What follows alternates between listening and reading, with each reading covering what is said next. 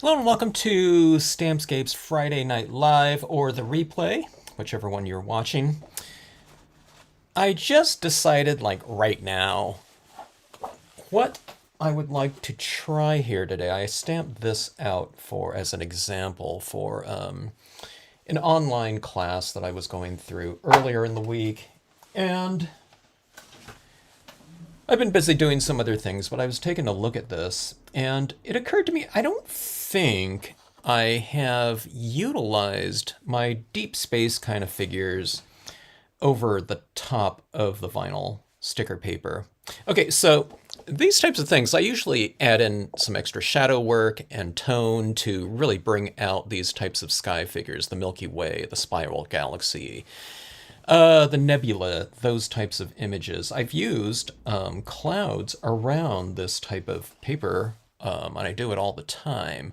But I was wondering how these would look underneath these types of images, and how it would read if we would get that kind of that, I don't know, that starry look, or if it would be just too much contrast between it. But I thought it could be interesting, and how much stamping out this imagery right over the top of this type of thing would block this out. Okay, usually I use white pigment ink to do a lot of blocking out on these types of papers, but I don't know if I've really just stamped just a black image over the top of it. It doesn't have to be black, it could be any type of color like this in the image itself. We'll probably go with black, though, just to create a little bit more contrast. Hello, Bugs! Good to see you! How are you this afternoon? Okay, so I have two different types of papers, just the regular holographic. I thought I'd do a slimline kind of bookmark type of format on this one, and I don't know, we'll see what we get through with these. Card size 4 1/4 by 5 1/2 sizes here. All right, so just some simple compositions right here. We'll try to vary it a little bit, but let's just start off right here. Okay, so white brilliance ink. That one's going to be reasonably important. As far as our impressions go, I believe we can use just about anything. I'll probably use a StazOn, though, I'm thinking. But let's see when we get to that. Sometimes I like to see just the general opacity that's showing on the during the process before I kind of decide on which inks I want to use. Sometimes, I don't know, not all the times. Okay, so let's see here. Starry, holographic, sticker paper, printable, that is, okay? That's important in terms of the utilization of this in this particular technique. Not important in terms of, you know, scenic stamping or Stampscapes. You can use holographic card stocks, okay, but you're just not going to use it in this fashion. You're going to use a different technique with that. So some techniques are pretty universal. Some are specific to the media combinations, etc. Not so much the brands, but the types of inks that we're using. This Brilliance happens to be a water-based pigment ink, okay? And printable vinyl sticker papers are designed to accept water-based inkjet, home inkjet printer paper. So it works really great for our use, as long as you're using the Brilliance water-based pigment ink in this fashion. Okay, we can make other prints on this with whatever ink we want, okay? I don't know, maybe I should try some other types of oil-based pigment inks for this block out again. It didn't work on just regular photo paper. It just looked like white photo paper, so I don't know. Let's see. But not in this live stream. Hello, CM Hawkins. Oh, is it St. Patrick's Day today? I didn't even know. I knew it was coming up. I couldn't remember, though. Oh, yeah, it's 17th. Yeah, happy St. Patrick's. I should be wearing some... Yeah, my pants are kind of greenish.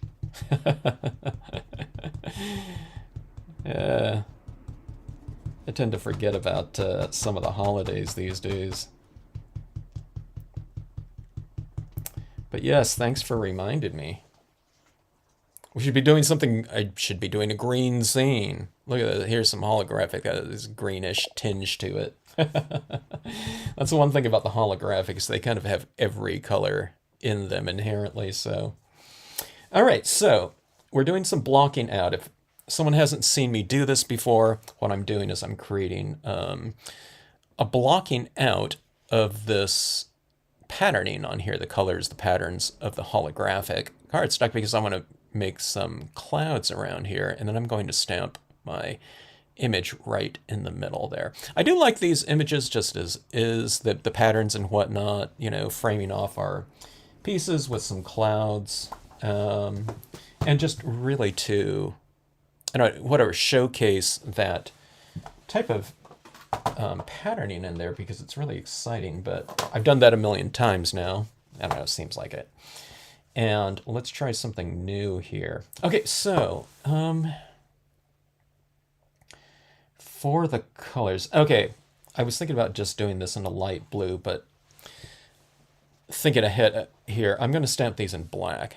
All right, so I want these clouds to be fairly dark so that it matches up with the value of these images right here, okay?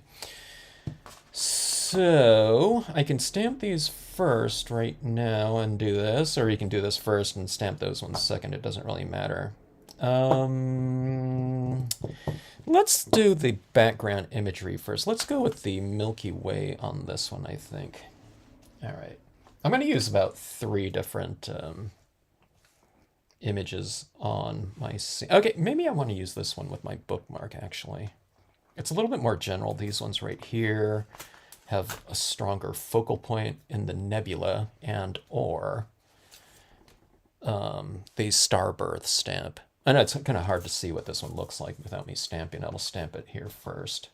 Then again, when I stamp it on here, I don't know if you're going to be able to tell the patterning either, because it's going to be on top of this very busy surface right here. Okay, so I think it would be fine to go with the stays on this. In fact, I'm sure it would be, but that dries a little bit faster. I'm going to use the Brilliance here.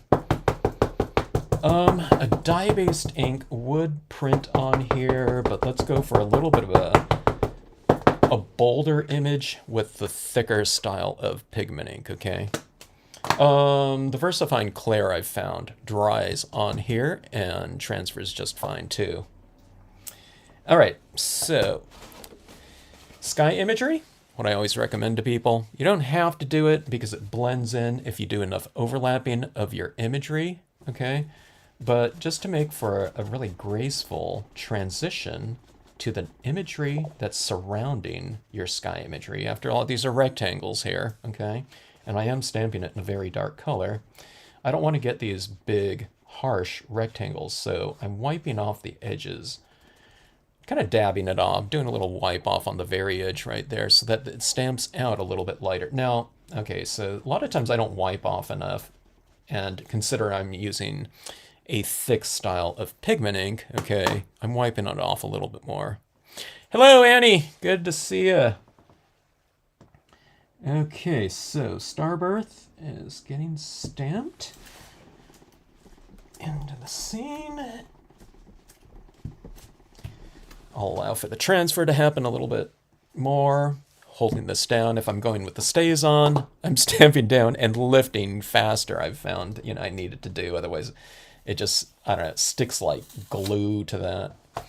Okay, so that is that, the Starbird there. And I think that imagery is going to show through. Now, I have all this area down here, so I'm going to stamp a couple more impressions of the Starbirth in here.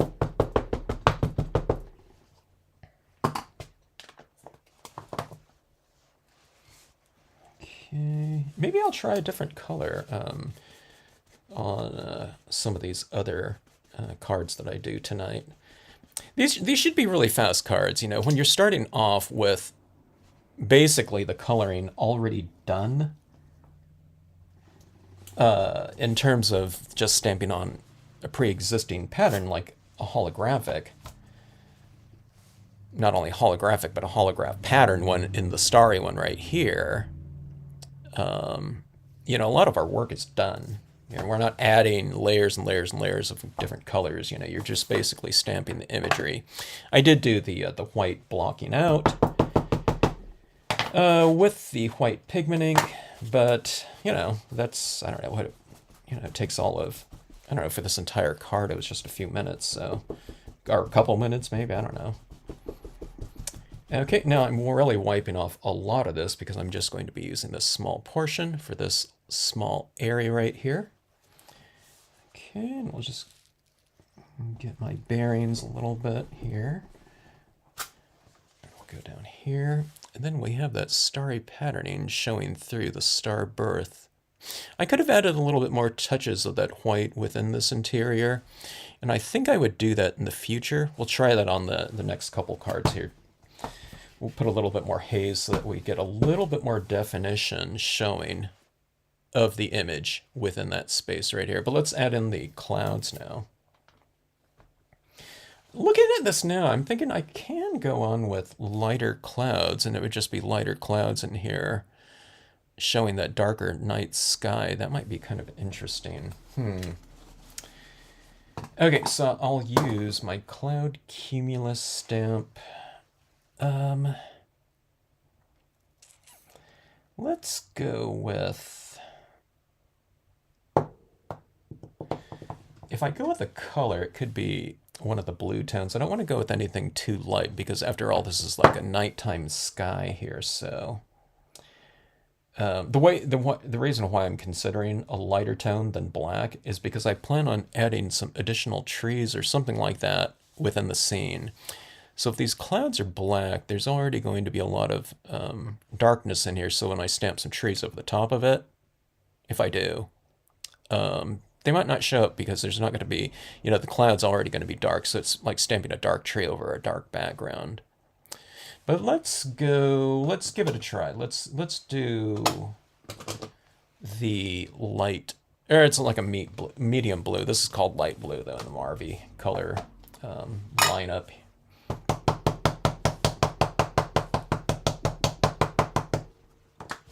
How are you, Annie?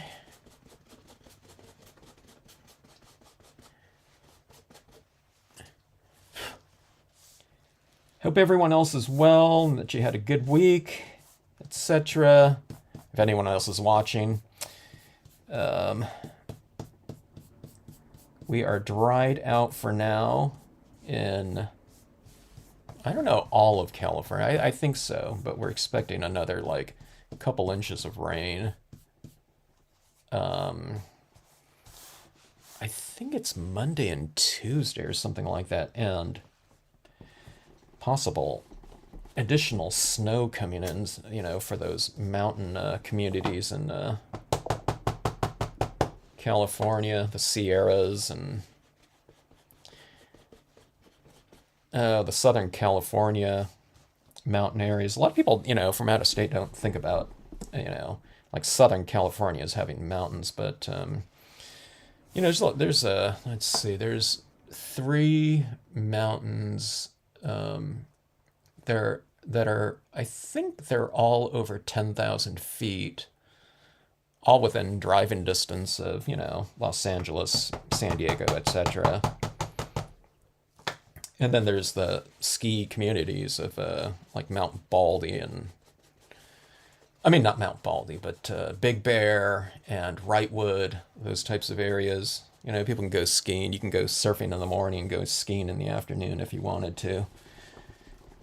But there's some communities that are just getting bombarded with snow that kind of, you know, they don't get that much, like, ever. So, I don't know, there's people getting stranded in their cars. I mean, not in their cars, but in their houses where they can't even get out.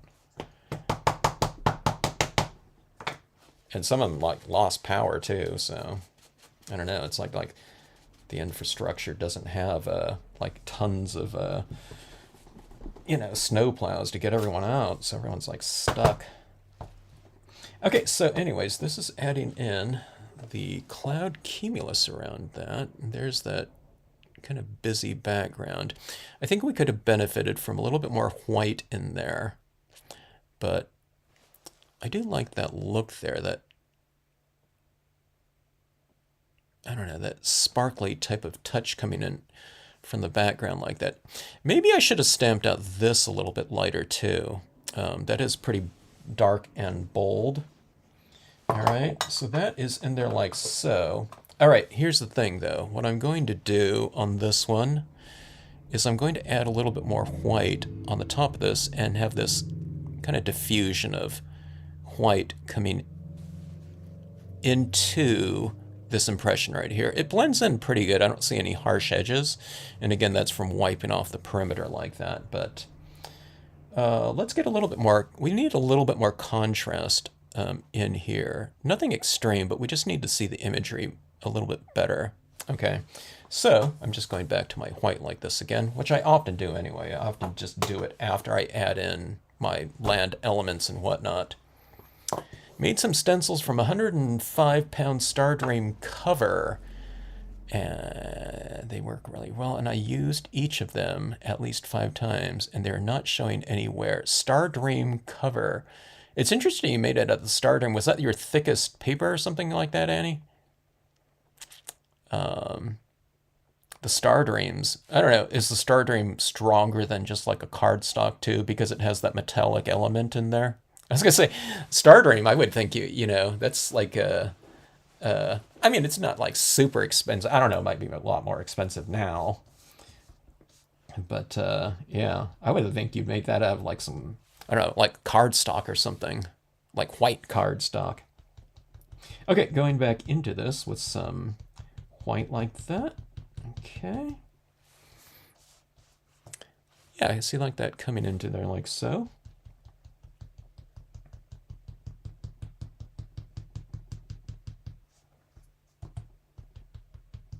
By the way, on this printable vinyl, all of this is like completely dry too. Those vinyls really dry fast. What kind of stencils did you make, Annie? Yeah, we are dry. I don't know. San Diego hasn't gotten too bad of a like a deluge of rain like some areas.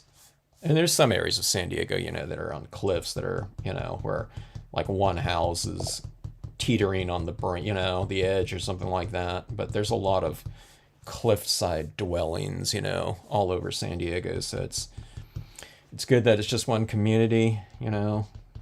But yeah, I don't know. There's a lot more storms ahead. I'm just glad we're getting out of the drought situation for now.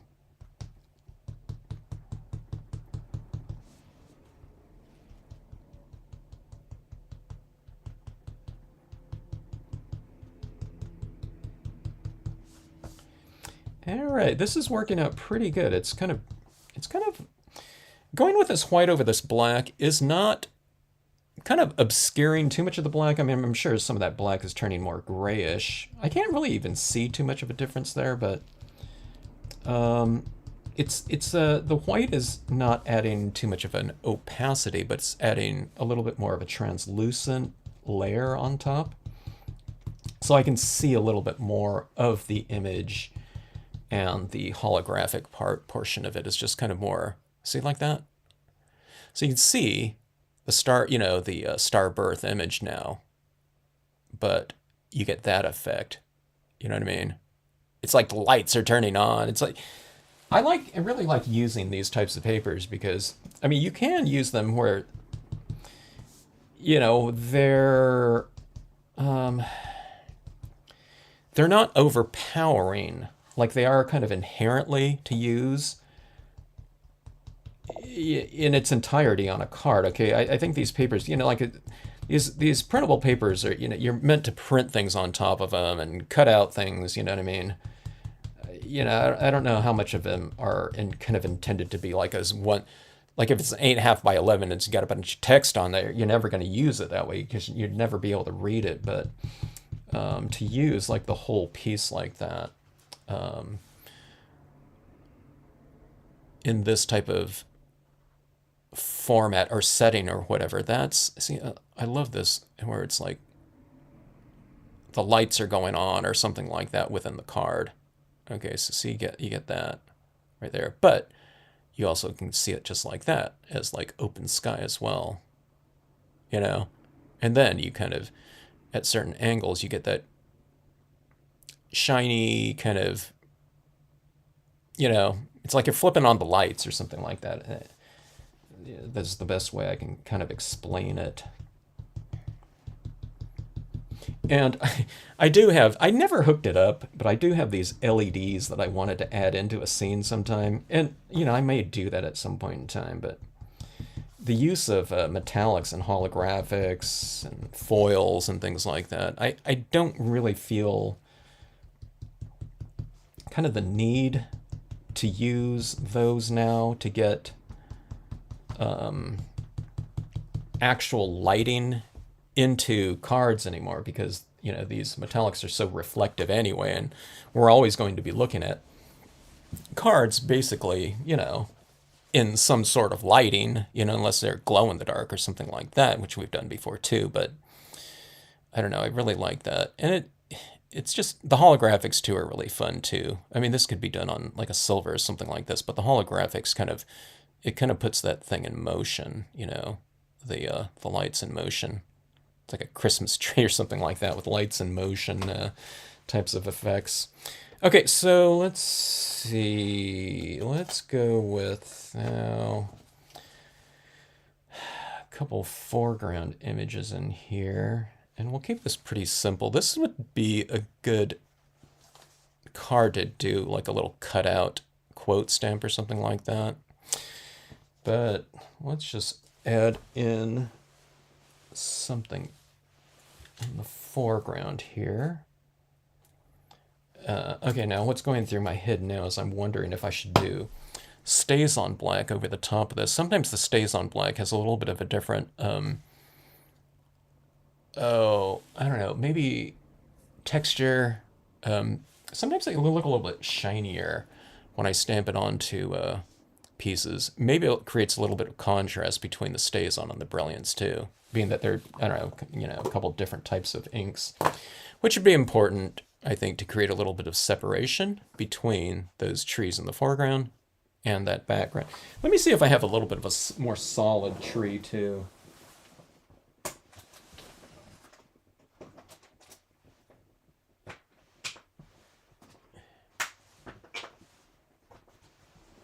Yeah, let me use the this thing. I'm always using this spruce large because it's really bold and it's really thick. So on something like this, I think it would be good to have something a little bit more solid than something a little bit more delicate. Or you can use them in combination, you know, with each other too. Okay, so let's try this out here.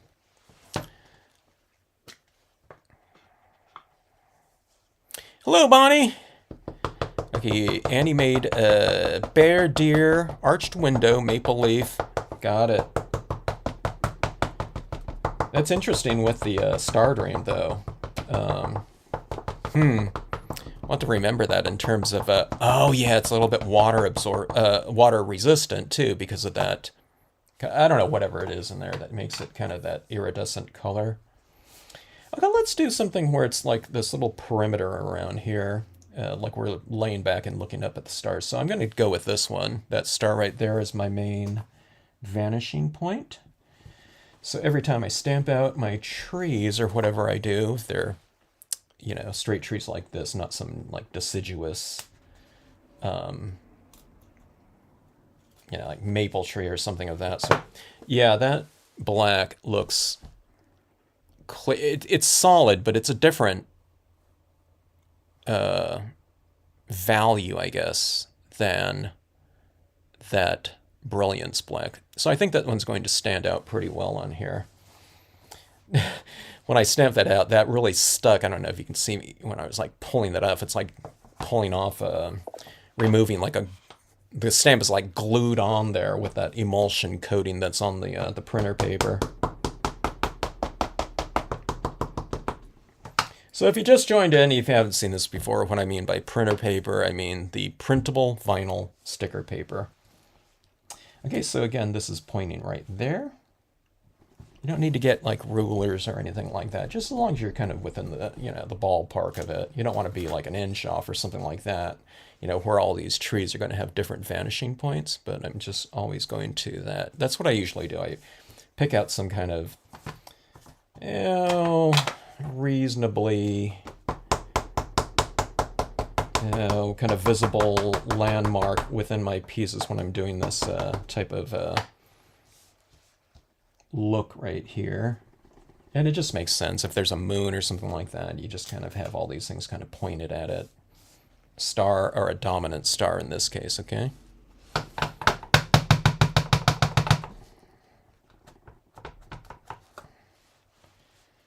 Like this. I'm trying to get it a little bit, you know,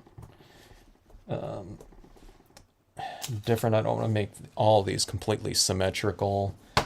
So some of them I'm stamping them a little bit deeper into the scene, and sometimes I'm going a little bit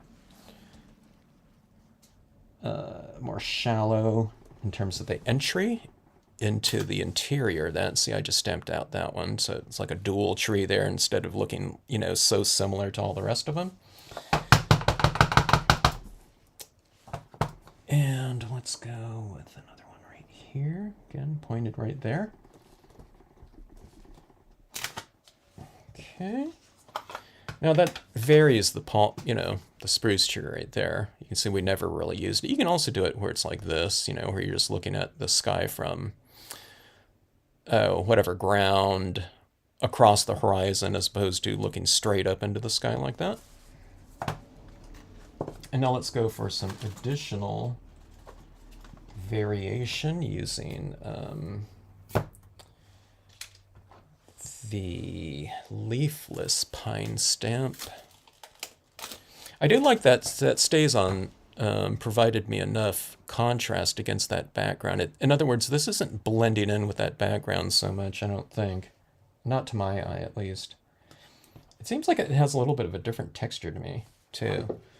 The stays on is, it's not shiny on here, but it's shinier than the brilliance on here, okay?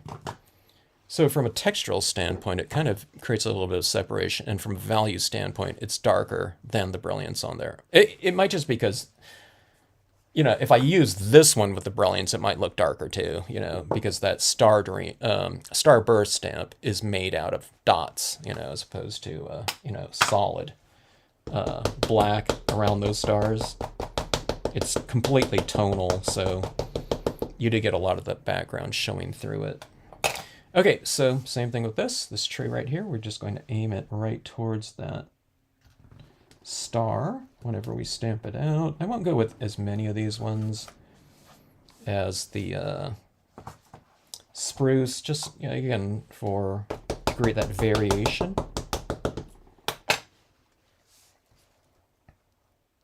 This is a really easy scene to do. You know, it's basically just stamping the imagery. I mean, everything I do is pretty easy, you know, given, you know, some are just a little, you know, a little to a lot more, I don't know. They take longer to do, but I'm employing easy techniques, but I just might be doing a lot more of it, you know, layering, I don't know, a bunch of different colors on there or something like that. Okay, but it's the same technique with every color. I just use less and less of the darker colors usually. But this one right here is just kind of getting the impressions down, you know, for the most part. You know, with a little bit of that white pigment ink work on here. Okay, now speaking of the white pigment ink, let's use some more of that in here now. Now that I can see kind of everything coming together like this, I'm going to add a little bit of variation to these trees. The trees are, you know, the trees are okay as is, but I think we can just, I like to vary things a little bit more from a textural standpoint.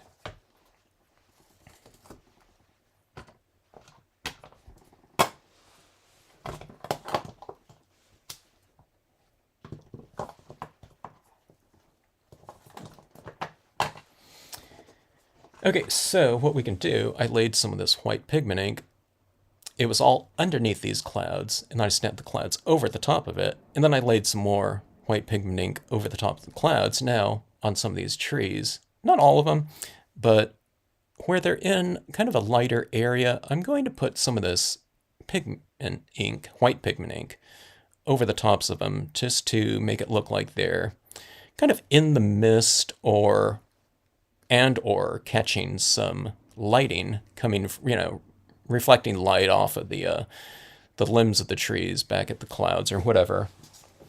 I don't know the source of light is in this one right here. The clouds are illuminated or whatnot, but I guess glowing clouds are kind of the light source of this piece. So it's going like this, and what this does is it varies my trees a little bit from one another.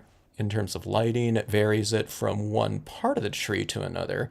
And when you create that variation, it doesn't look so flat. It looks like, there's a change in lighting on one area. So it looks a little bit more three-dimensional that way. It just kind of does a little bit of blending in too, which I really like. Okay, so let's put a little bit of that white kind of on the tips of some of these trees, or I don't know, maybe, I don't know about all of them. We'll see how it goes here. And sometimes you just use a little bit, sometimes you use a little bit more like that. That looks like glare coming off of it, but no, that's right in the tree like that. Okay.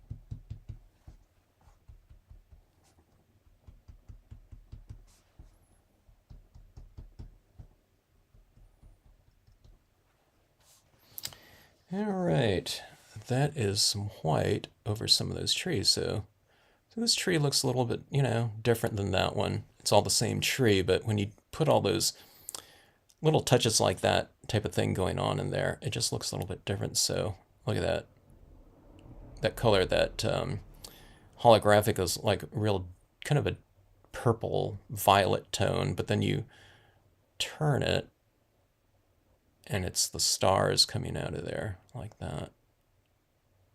It just depends on what angle you're looking at this in, as far as what colors you see coming out of there. I put a little white pigment ink over the top of that star in there. Let's put a little bit over that one too. I think that brings that star out from the background a little bit more too. I guess you do things like, you can tweak things by taking a little Q-tip or something like that and hitting those little areas. I'm just going to take this and kind of make it a little bit more targeted, like bending it like that. And I'll just add a little bit down like so. Kind of into the, the bit larger stars like that, so I did it right there and there. It makes it a little bit more subtle, the more of that white pigment ink that I laid down there. I think I like that better now. It was a little bit too kind of obscured in there, but the white just kind of brings everything out. Okay, so the thing that I'm kind of surprised at, or pleasantly surprised at, is adding this black down here, and then I add the white over the top of it, and where it looks fairly opaque, like that, without anything showing there, I just don't, it doesn't seem to be obscuring too much of the Star Dream imagery in there. It still shows through, but where I want it to be kind of a little bit more opaque, it is opaque. But areas where I've added white over here, I can still see the black in there. So I don't know, it's like doing everything that I'd want it to in a very kind of user-friendly manner.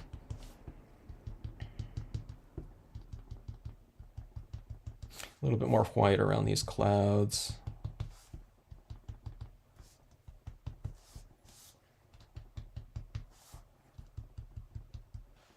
Clouds and trees. Okay. Something like that. All right, this is sticker paper too, so you can use the sticker paper and I mount it to another piece of cardstock and then put a nice little border around it. It still seems something like it would be perfect for like a quote stamp in here somewhere, a word stamp, you know. I don't think I have enough room up there. There might be enough room right in there. I don't know what I'd put, stars or something like that, or you put a little quote stamp in here. Or maybe just, I don't know, maybe just leave it as is and just have that lighting little thing kind of speak for itself. I don't know, there, like a quote on stars would be perfect for that one. After all, it is star birth, and this is a holographic starry paper like that. So I don't know, I'm trying to think of, you know, some of the different quotes on Nature Set number 2 is all about kind of the night sky there. Okay, so that is that. Let's try to go for, this is like a bookmark that I did on, I don't know what it was, Monday or Tuesday or something like that. But let's go with some holographic kind of formation up here, and then we'll have some of that reflection down here. So fairly dark on this one. So especially if I use these images in there. One of them, or I don't know, a couple, maybe the Milky Way right here. This might be an instance where I'll have to go with the Milky Way stamped in a lighter tone, other than, you know what I mean, other than black for it to show up. Let's see.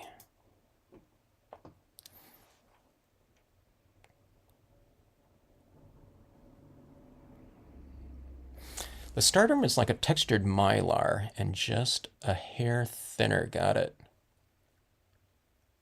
Hello, Jeannie. Hello, Shar. Good to see you both. Hello, Julie. All right, so let's try this one out right here. Okay. I'm going to mat and format all these things, all these cards off camera later on whenever I get around to it. Okay, so I'll go for this roughly the same composition on here as far as the these elements right here. This is just the Lakeside Cove used right here, here, and here. Just that side right there is right there, and this side is down here. Okay, this is the card that I'll be doing for a virtual workshop at a retreat in, when was it? It was like a June 10th, I think. All right, so I need to do a little bit of blocking out.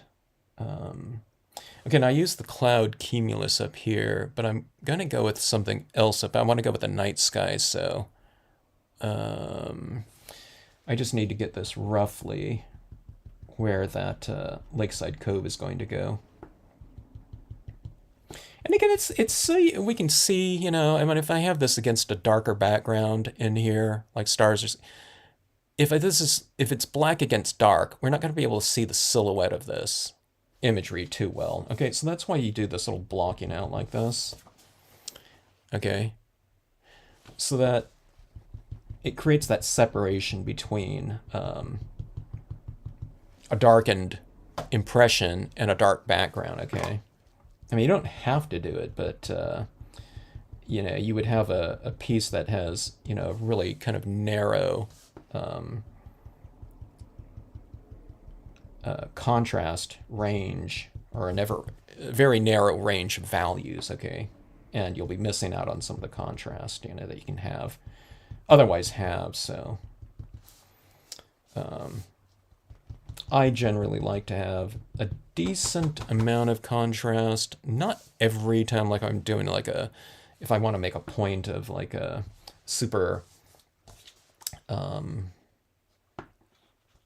getting my bearings here as far as where this one goes. If I want to have something like a super foggy morning or something like that, where it's, you know, all this lighting is bouncing off, a lot of illumination in the air from illuminated mist and moisture, then, you know, I would do that, you know, without a lot of contrast.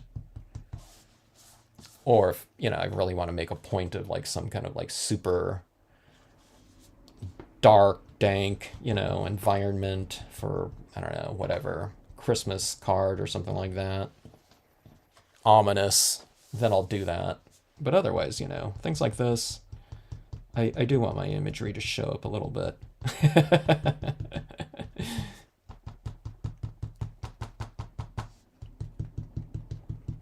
Okay, so that's where my Lakeside Cove down here is going to go, okay? So see that right there? Now see, I did this one on white pieces of paper, so I didn't need to block it out, of course. You know, in order to have a illuminated rock like that, I just don't tone that out with, you know, color in there. So on here, I don't want that color of this showing right through my rocks. Maybe some of it's a little bit reflecting off the rocks, I don't know. But I don't want it to be just like see-through, okay? All right, I think I was a little bit more up top here, I think.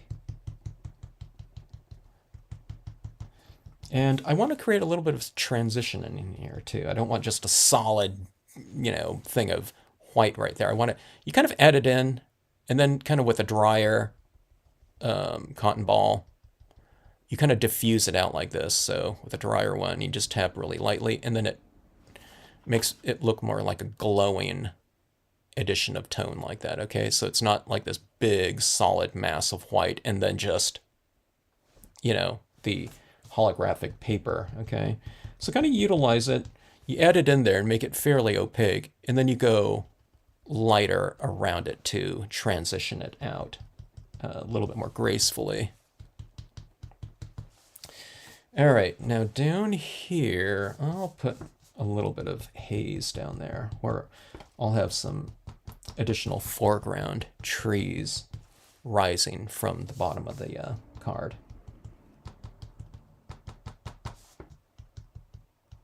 In that retreat class that I'm going to be teaching them, we're going to do a bookmark. I think it's the first time I've taught like a bookmark. Not that it's any different, you know, than, you know, doing a quarter-page card or something like that, but just to create a little bit of variation for the folks in there taking the class. I think there'll be a lot of people who haven't done any scenic stamping at all before.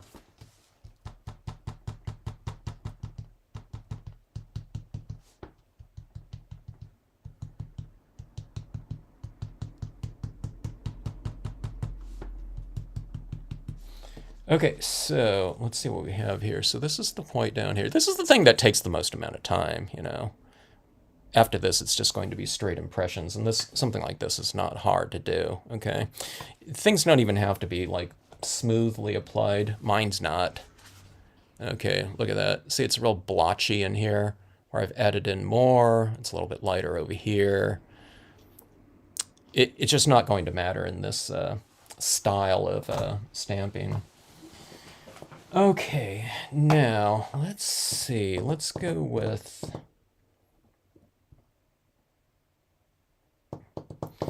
I'm going to stamp out my Lakeside or the imagery in here first, and then I'm going to see what I have in terms of what's visible and what color I'm going to stamp out my sky figures reflecting in the water, okay, and a little bit up top here, okay. So this is like new to me, you know, a lot of this stuff here, because I don't know what some of this is going to look like over the top of this type of paper. Okay, and I've stamped this before on top of the paper, but not with the deep sky imagery, okay. I've just been leaving a lot of these papers, like I said in the beginning of this class, live stream, open like that, just so it shows what it is. I haven't been stamping other imagery over the top of it. I've done clouds over the top of white and stuff like that, but not kind of the darker imagery. Okay, so let's go with the Brilliance ink again, maybe, and then let's go with the Stays On. Maybe for the foreground imagery down here, where it's like the closest, so this is a little bit lighter than the Stays On, I think, okay?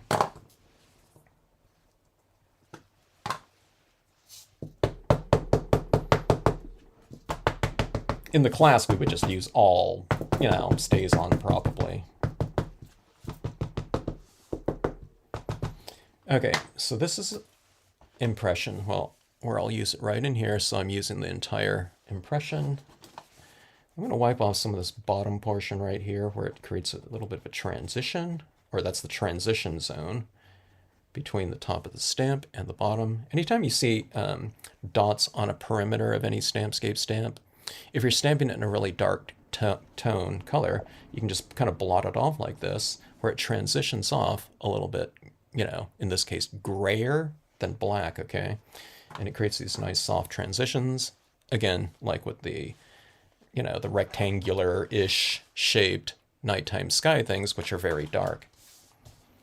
All right, so you don't have to, you don't have to memorize everything. Like, okay, wait, which one do I wipe off? Just any design that has like dots petering out on the edge, like this cloud cumulus. It has dots going on the edge like that, and right around here and around here. See, there's no outlines in this imagery.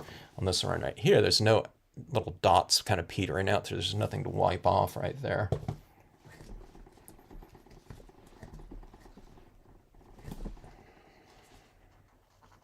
I mean, you don't have to do it, but it just, it makes for nice, easy transitions right there. Okay, so those, see that, where you get that holographic, but it's not in the rocks, and that's why we used that white pigment ink in the background, okay? I guess I went from white right, let's see this, so the white starts right around right there. You don't see that. And then I guess I went up there. I thought I brought the white pigment ink like way up here, but I didn't. And again, see that?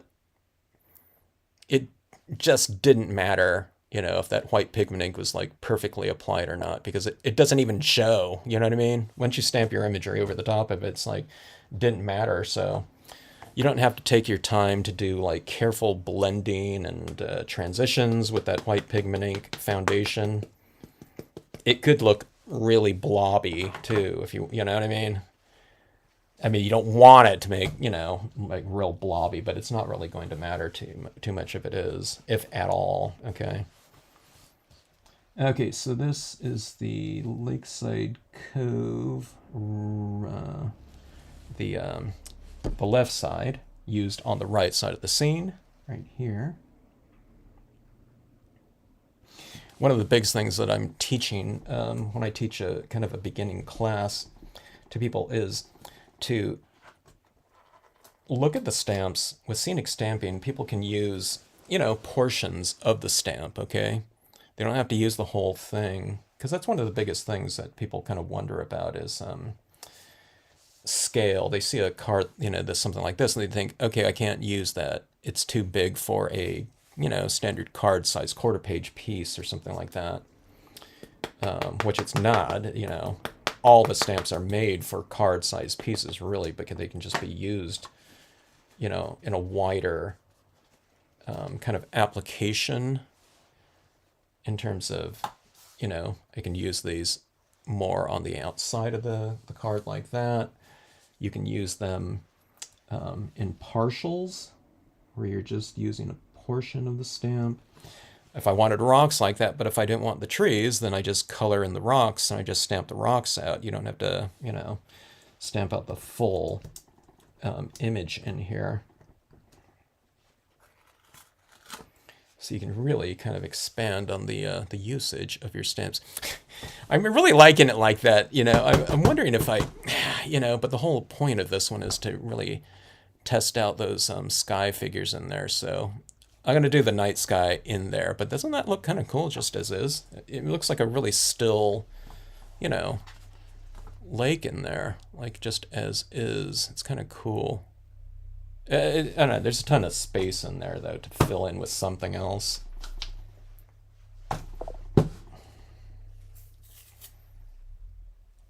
But I don't know. I guess let's stick to the not that we can't change our minds or something like that, but when it's like the entire point of the live stream or lesson, we should probably do that.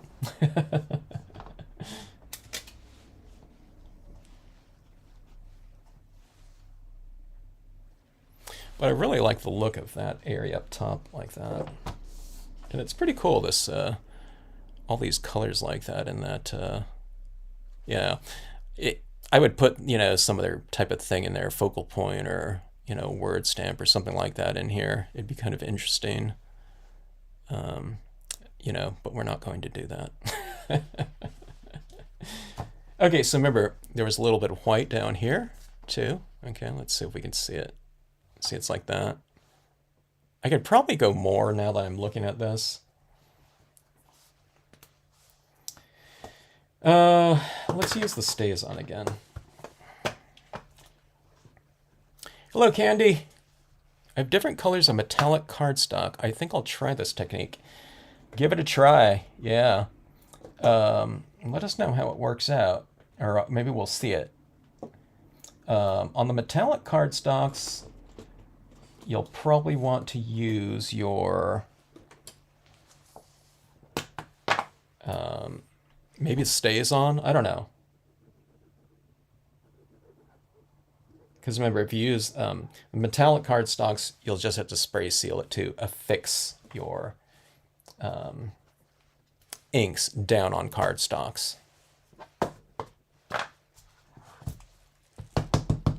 All right. Re-inking. I gotta re-ink the stays on all the time, huh?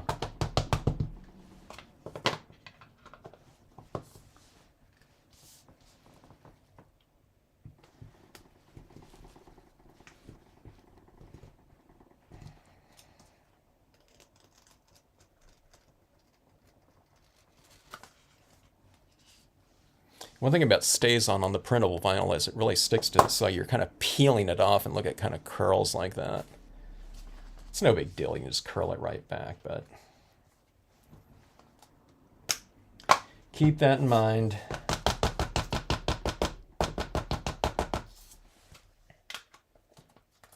Then I'm using the stays on this one. I don't know if that stays on looks like a different than this ink right back in here. And like I was saying, I did use the VersaFine Clair direct. Look at the colors at that angle. And it looked pretty good, the VersaFine Clair. The VersaFine Clair gave a really dark impression. And it probably dried a little bit slower, I'm guessing, just because it's a oil-based, pigment ink. So it's oil-based, which dries slower, plus it's a pigment ink, which dries slower than, your dyes, your thinner dyes, and, solvent inks, which dry especially fast. All right, so that is that. Let's see about our sky figure now. Okay, so I'm thinking about using... Let's use the Milky Way in here.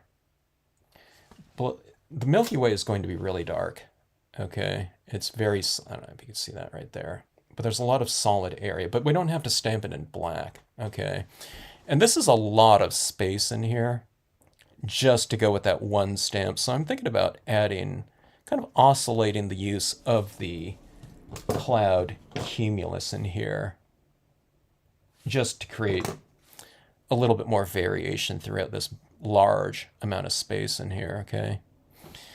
But let's take one more look at this color scheme in here. It's kind of psychedelic. Okay, so this cloud's going to be placed in here, so let's do a little bit of blocking out for it again. And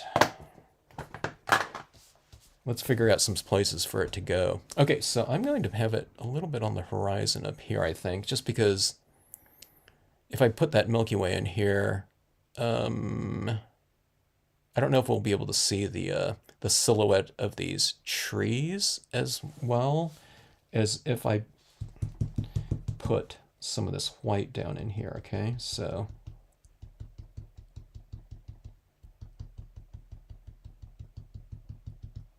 go like that, a little bit of this horizon glow. See that little horizon glow? I'm putting it right over the front of some of these trees too. It's just they look a little bit lighter.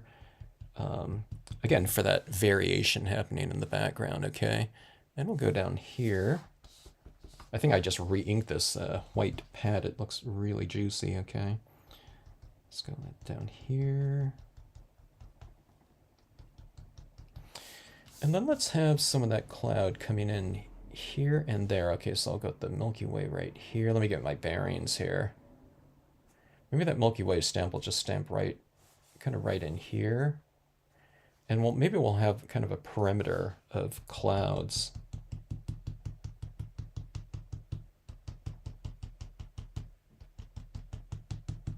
Or maybe, now that I'm looking at it, maybe we'll kind of follow suit. We'll have a little bit of clouds behind each one of these land masses, islands, or whatever.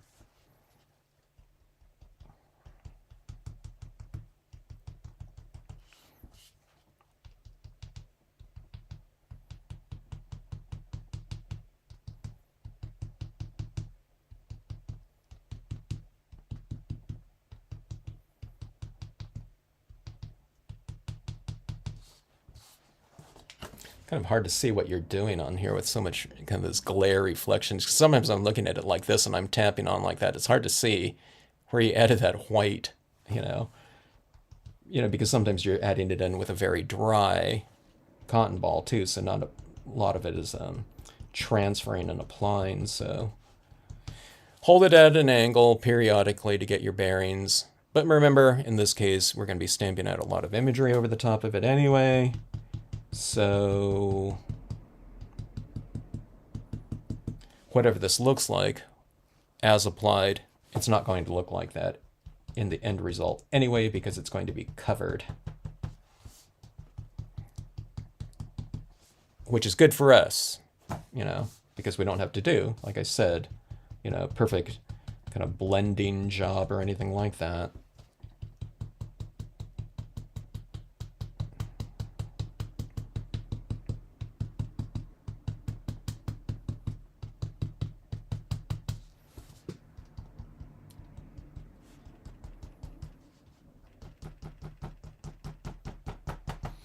Okay, let's see what we have here like that. Okay, that's what that looks like with my white. And that's what it looks like just as is. You can't even see it at certain angles like that. All right. The thing that's going through my mind right here is if I stamp that cloud in there, are we going to be able to see the cloud? I don't know. I guess we'll find out here. Okay, so actually, let me okay, that's the color. That's that color right there. I was wondering if I should go a little bit darker with the cloud. Or if I should let's bring in a little bit more of this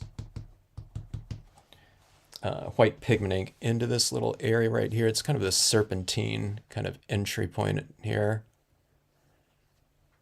Visually, I'm talking about as far as an entry point. So I left a little area down here, and then that follows along this line, which the Milky Way is going to be stamped out on.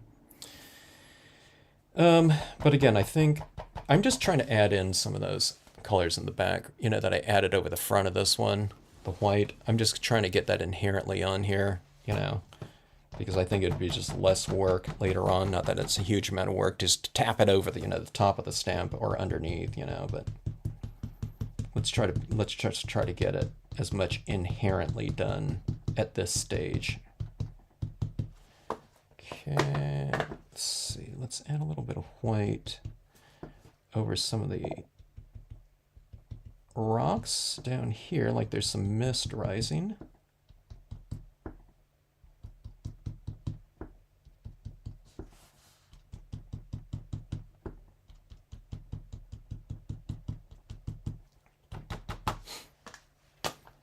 If anyone's watching, this isn't so much of a how-to as much as a let's see, if it'll work.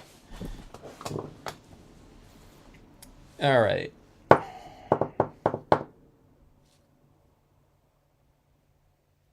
I'm trying to think if I should stamp the clouds first or if I should go with the Milky Way first. Let's go with the clouds. Or should we? I don't know. This is really long. We can do it in both ways. I think I'm going to add it in like this and just stamp it like that. And I maybe put it over a little bit more, but something like that. Okay.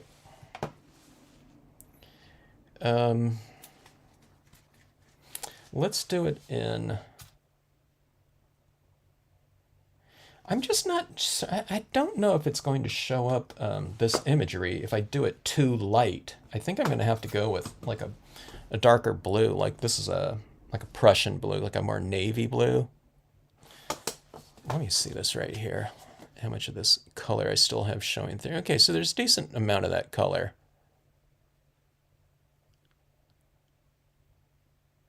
There's the greens. As someone mentioned earlier, happy St. Patrick's Day. For those that have just joined in. Hello, Linda. Hello, Jen. Star, good to see you.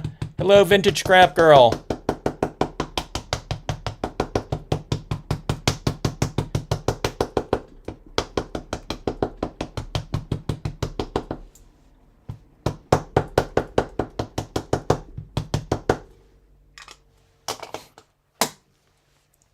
All right, so pretty dark right here, okay? I don't know if it's too dark, maybe it's too dark. So I'm going to take a pretty generous amount of it off around the perimeter like this, okay? And let's try it out, okay? Where it's going to overlap those rocks, I'm going to wipe it off a good portion. Okay, now this is just regular dye-based ink. Okay, so water-based dye-based ink. The water-based, the dyes stamp onto this printable sticker paper pretty good, just directly. A lot of times when I'm using it over the top of Brilliance, but I don't, like I said, I'm not even sure if this is going to show up or not. Oh, it did. Perfect. See, I knew it was going to work out. I didn't know. Okay. But look at that. That looks pretty good. I think that was the color to go with there because see that blue that's kind of shining through there? Right there at that angle? And especially like that color that's inherently in that violet right there. That violet right there, I think, is darker than this color. Okay. So I think, yeah, see, like that color right there. If I did it in this color, it would just blend in with it, you know. So, I don't know, navy blue, okay, on top of the holographic. And that's just directly on top of a lot of the holographic. It's over the top of some of the Brilliance that I laid down there, but I'm glad that worked out. I'm halfway joking. Because, okay, if it's not dark enough, right, it's like, oh, I can't even see it on top of that holographic. We could just stamp it out again, but you just do it in a darker tone right over the top of it, right? Because if it's invisible, it doesn't matter. You know, you can just stamp right over the top of it anyway.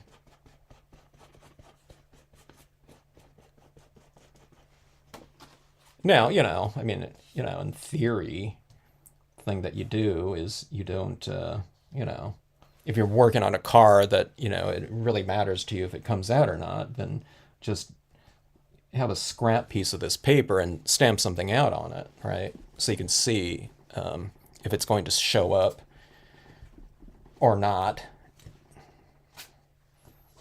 Okay, now this one I wiped off a little bit more. Okay, so see that right down there. And then remember, I'm going to use the cloud cumulus around in these other areas too, so it's not just that color that I'm going for here. And then I left a little bit of space up top here above the clouds, okay? There's not too much of it, it's kind of a little peekaboo, and I'll add this right in that space, okay?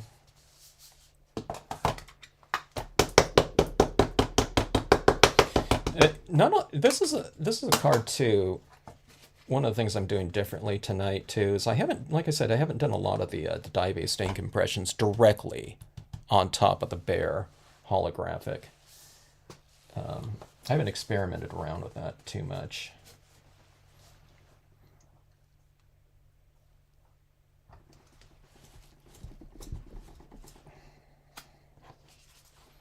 Okay, so see, I just have that little amount up there. Okay. Something like that. Okay, let's see how that's showing through. That blue,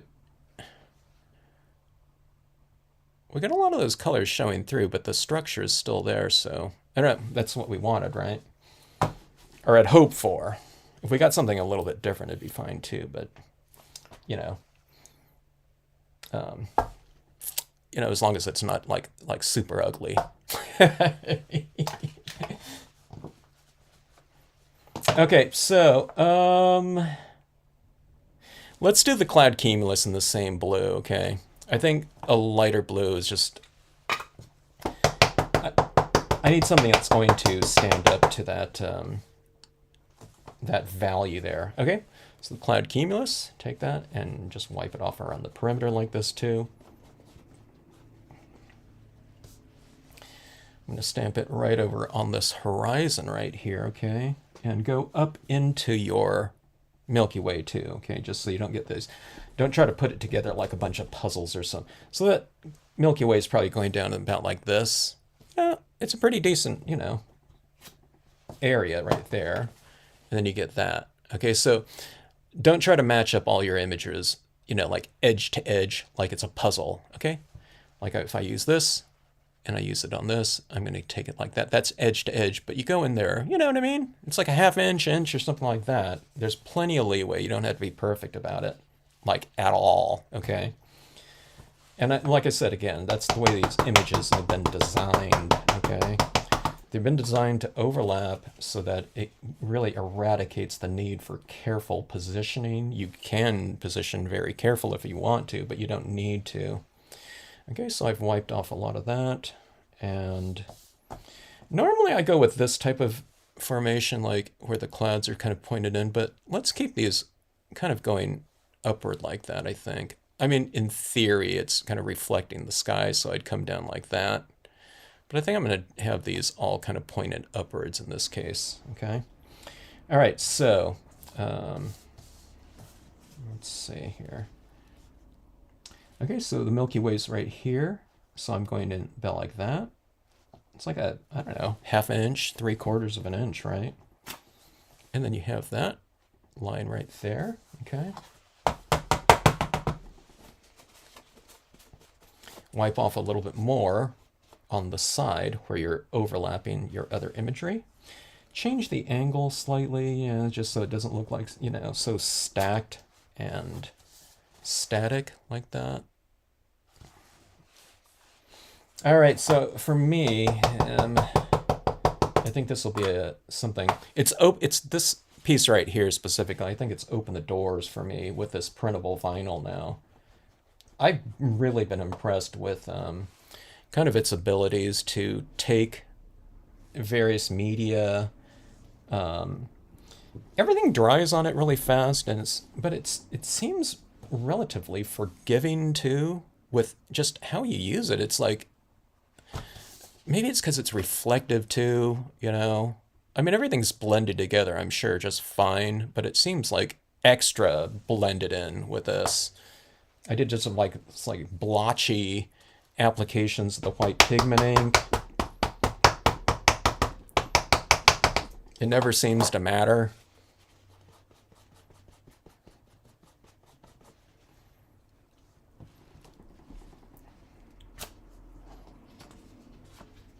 Okay. I mean, we don't have to go clouds everywhere, but we do have this little open area right there. I can just leave it as is, or I can add in something like that down there.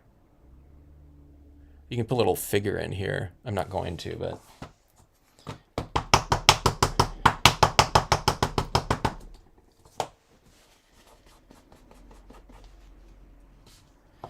All right, so...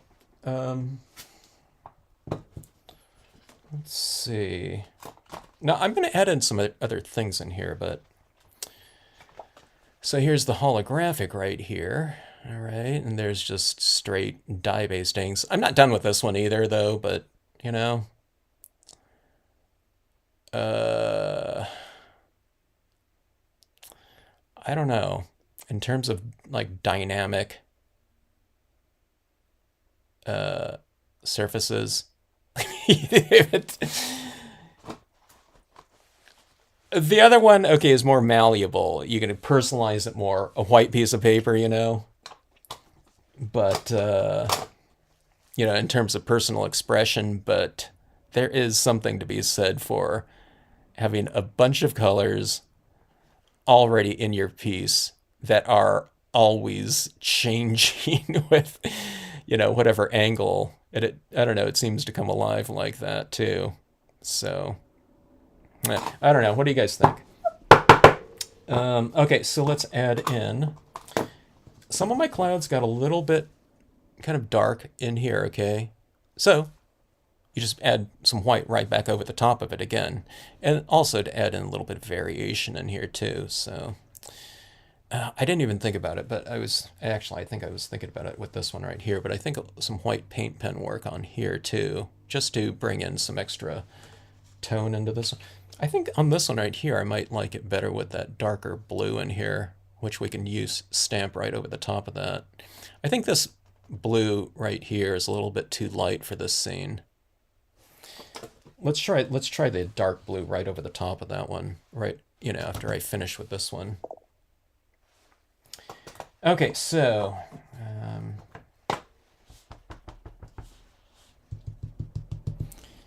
let's see. Now some of these clouds are over white pigment ink already, and some of them are not, like this one down here is just stamped directly on top of the vinyl, okay? So I don't want to, I want to retain that area there, so I'm not going to blot that out, okay? So I'm just going to be, you know, adding some additional layering, I think, on the areas where there was already white pigment ink underneath the clouds, okay? Just to make them a little bit lighter on here.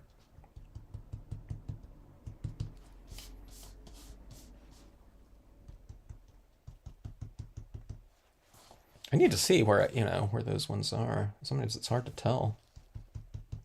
Like even sitting right here, because I have to change the angle to see it, you know, what's where. So I wasn't quite sure if this, okay, that cloud is partial, no, the bottom of this cloud's not in the white. Oh, it's because I put that white from the bottom up like that, and then there was an open area.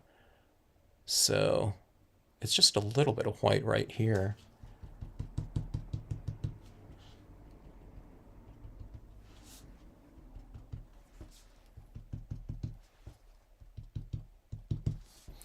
Okay, and this white billowy horizon cloud, I'll add a little bit more into that one. And this lower section, I think, too. It gives me the kind of the opportunity to go into some of these trees, too, and soften them up a little bit, areas of them up. All right. Let's go in and add some colors into these rocks just to give them a little bit more mass. And I really like this aquamarine blue here. I'm going to be adding it onto some of my rocks, but maybe leaving the tops of the rocks a little bit more bare white. Okay, so it looks like they're being illuminated from above when you leave a little bit of the tops of the rock, you know, objects light. So there is tone already on these rocks, you know, with the stippling. So I'm just kind of reiterating the same shading or shadow convention that's already inherently in the design. So if there's some designs that are kind of lighter already in a certain area, I usually just leave them light, okay? Same thing with these rocks right in here. So you're just kind of reiterating the lighting scheme, or the shadow scheme, thus defining the lighting, okay?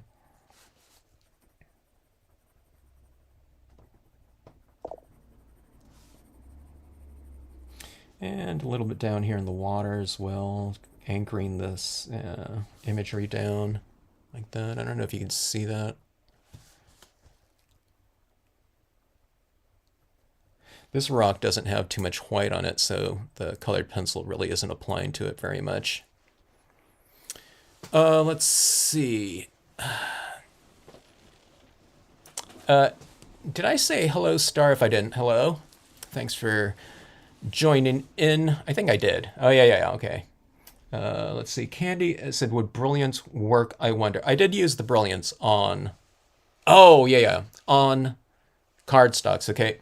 But use the spray sealant to affix it after it dries. But the brilliance does dry on cardstocks. I like using the brilliance to stamp out my imagery on metallic cardstocks, and then what I do is a lot of times I'll blend, some additional shadows using that brilliance ink, but you just have to affix it, with your spray sealant. I say that with a little bit of an asterisk. The Recollections foil is that rock right there wasn't masked off with the when the Milky Way is stamped over it. So it got a little bit dark, so I'm just adding a little bit of tone right back into it to illuminate it, just because it is a fairly large rock. And then I'll go back in and add that shading back into the base of that rock like that. Okay, oh, this is black right now, so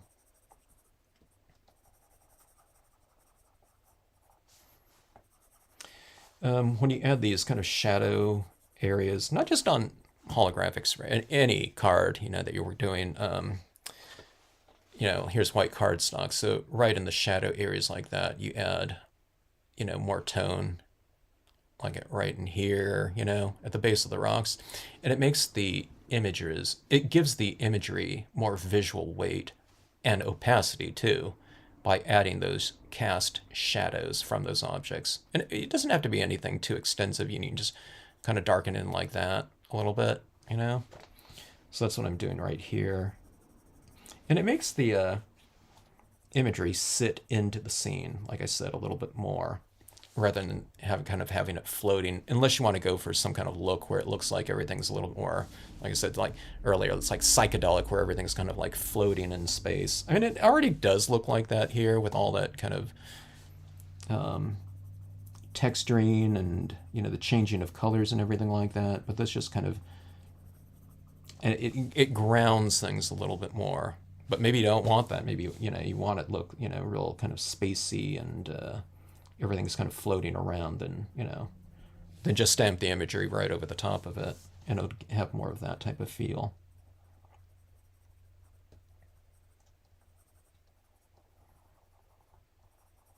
I'm a little bit in between. Most of the times I'd rather have things look a little bit more dreamy. I'm not necessarily going for realism, you know. Certainly not with something like this, too. If I'm starting off with holographic like that, I doubt if I'm kind of going for, super realistic, type of setting or something like that. But you do see these colors out in nature and rainbows and whatever, that's what that holographic kind of is supposed to look like. It's all those colors, the rainbow, whatever they call it, bandwidths or whatever, or like a prism type of thing. But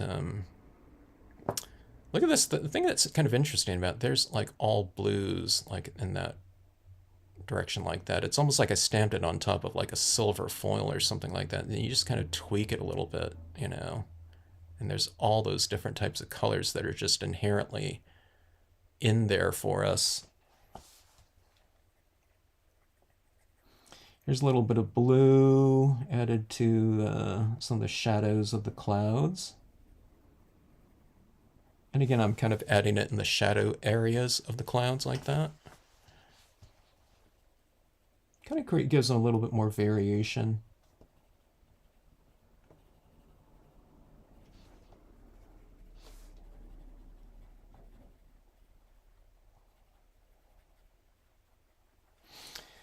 let's see if I have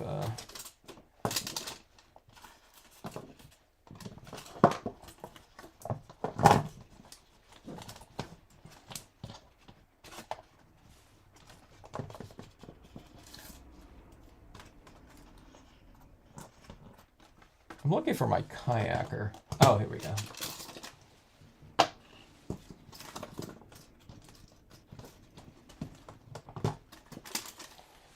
Here's some rocks here too. Okay, let's give this area in here a little bit, not a ton of variation, but a little bit more variation. Okay. This is just the tiny rocks small, and I'm going to stamp this in some of this water. You know, and stamping that texturing in there, it gives, I don't know, it creates a little bit of different relationship between the reflections in here now too. Okay, so see this right here, how it's kind of floating. Having a little bit of this texture around it, I find is kind of beneficial at times. Is it needed? I don't know if it's needed, but I don't know. There's this competition now between the objects and the background. The background is just so powerful. But then see, I'm adding more of the ground figures in here like that. But not obscuring everything else. It just kind of, it looks more like a water's surface to me now.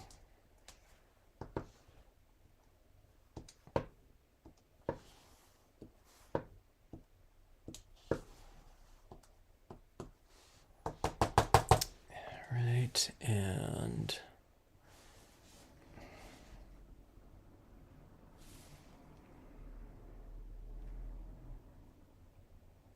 it's my kayaker. I'm trying to decide where I want to put it.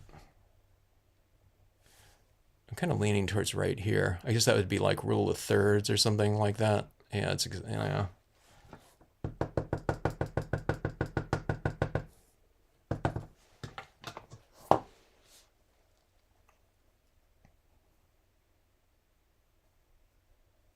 I don't want to put it in that real dark area.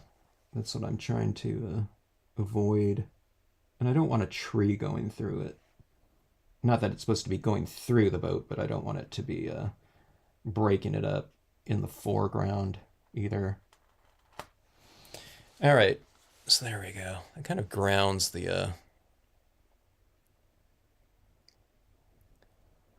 I don't know, the foundation. Not grounding it in terms of not being on water, but I don't know. It gives us a little perspective when you put a person into a scene. It tells us about the scale of the piece, you know, and the relationship to something that we recognize, you know. Are these trees 200 feet tall, or are they, you know, 20, 30 feet tall?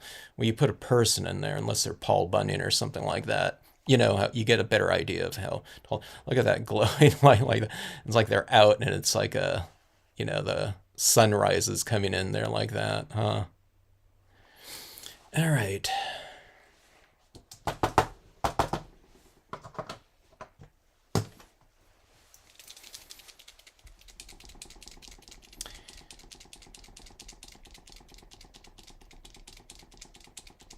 Hello, Alyssa. Hello, Laura. Isn't that paper fun, Laura? It is. I do find it pretty impressive to work on. It's certainly fun to work on. You know, I don't know how much longer. This scene right here didn't take very much time either, but this one right here didn't take very much time either. You know, I would say it's about the same amount of time. Not to say, hey, let's all, you know, move away from white paper, you know, or something like that. But this type of thing is a really good option, you know, in terms of creating some variation. It's some pretty exciting variation too.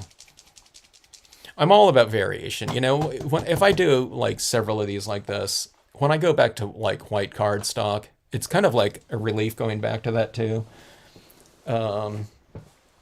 You know, just in terms of I don't know, doing something, you know, keeping it fresh and different or something like that for a while there, I was doing a lot of the vinyl sticker paper, and I hadn't worked. I think I hadn't worked on glossy in a while. This one's a semi-gloss, more like matte though.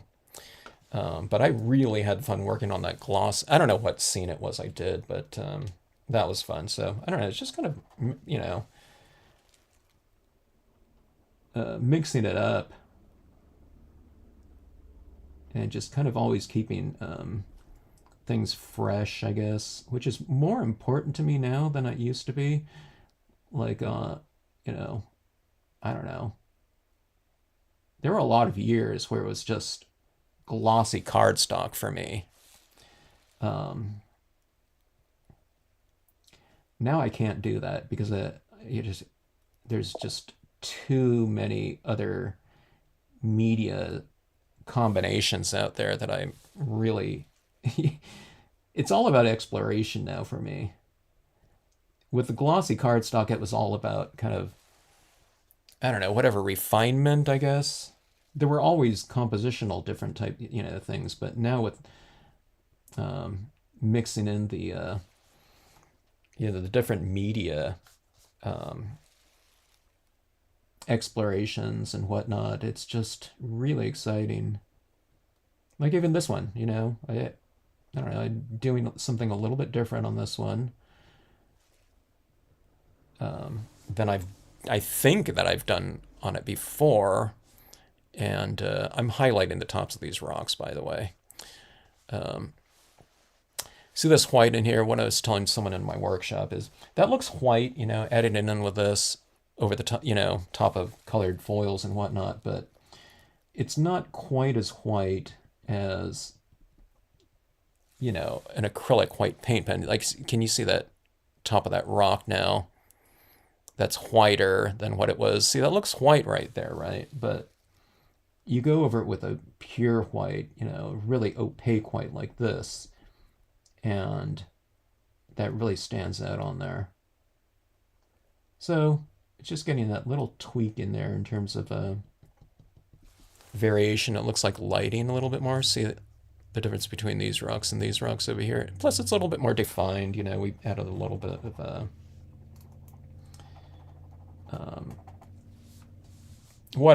different media on the top of it, colored pencil and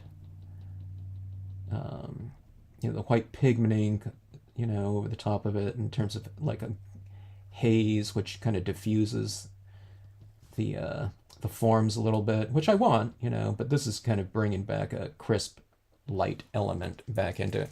Got to be careful when you're using these types of pens. What I'm doing is I'm going around here and I think some of my white pigment ink is kind of going into the tip there and clogging it a little bit. So you just kind of get it flowing again. Just kind of do a little scribble and get it flowing again like that. It's not like clogged or anything like that. It just, you got some dry pigment ink up in there. When you're working over that pigment ink. Because that pigment ink will go back into solution a little bit, with the with the same binder. These acrylic pens are also water-based, so see that right there? It's a little bit more contrast.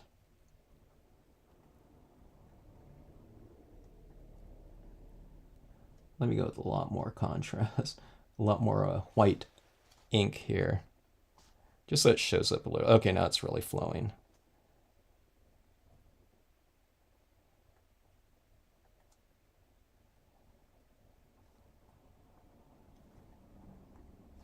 All right, there we go. See those rocks in there? See how they're a little bit more illuminated like that? Look at that. When you look at it like that, you wouldn't even think it's on a vinyl, huh? Let's see. Did we lose focus here?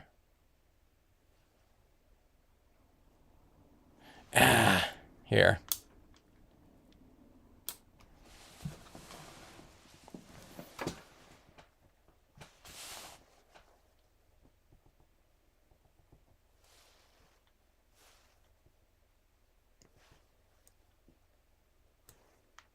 Yeah, there we go. Something like that. Okay. So yeah, like this, if you just look at it like that, looks like all we can see are the, except for right here, are the colors that I stamped out the imagery in. It's kind of interesting how it's not catching any of that, that holographic coloring at all. Look at that now.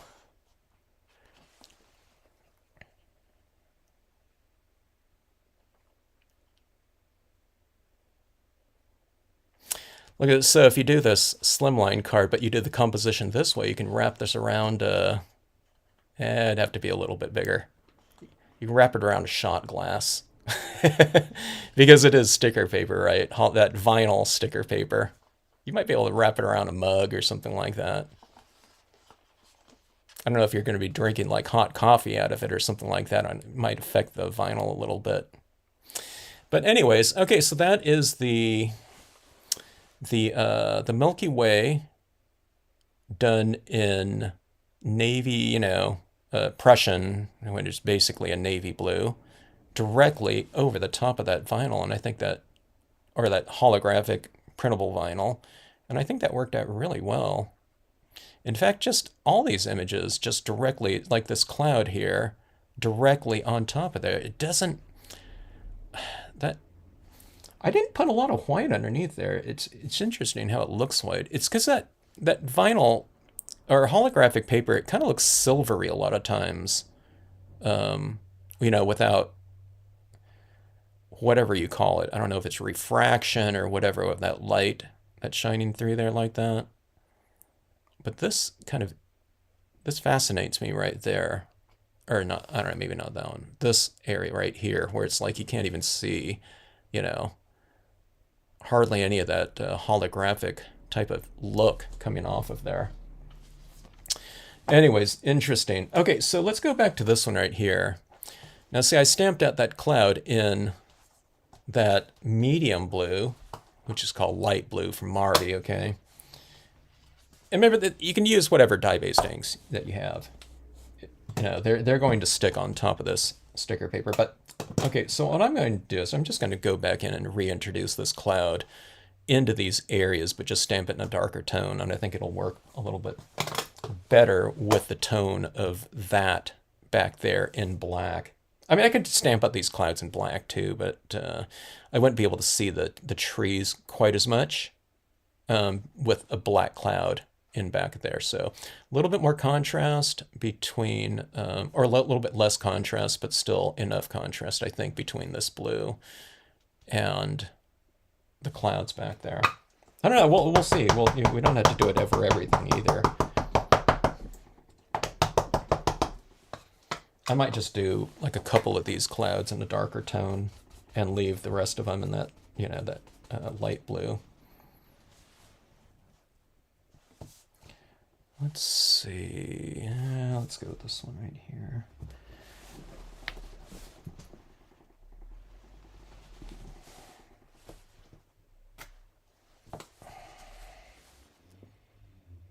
It's better, huh? It blends in there, and there's plenty of contrast between this and this. The trees still stand out with, without any problem back there. All right.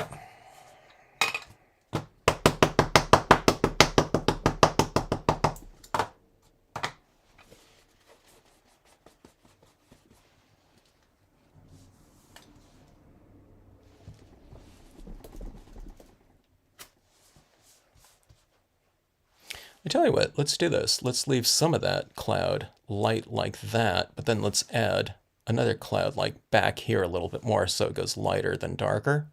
Let's see if that looks okay.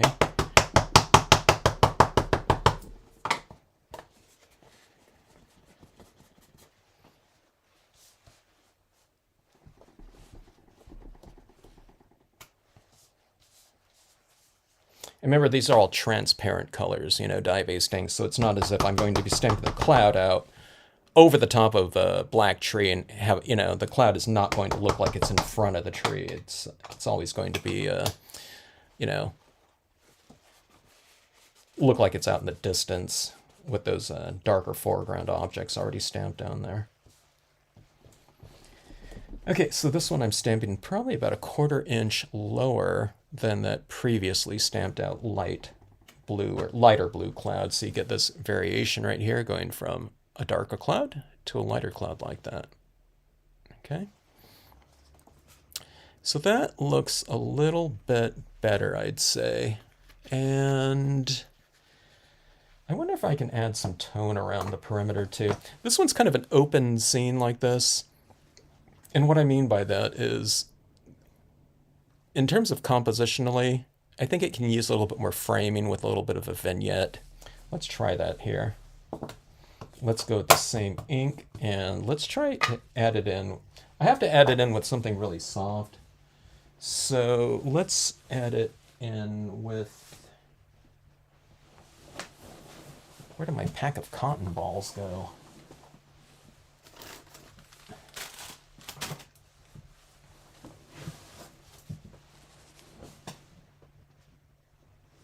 Just had it here. I was just showing it in class. Oh, it's in back of my pack of vinyl. Okay, let's see here.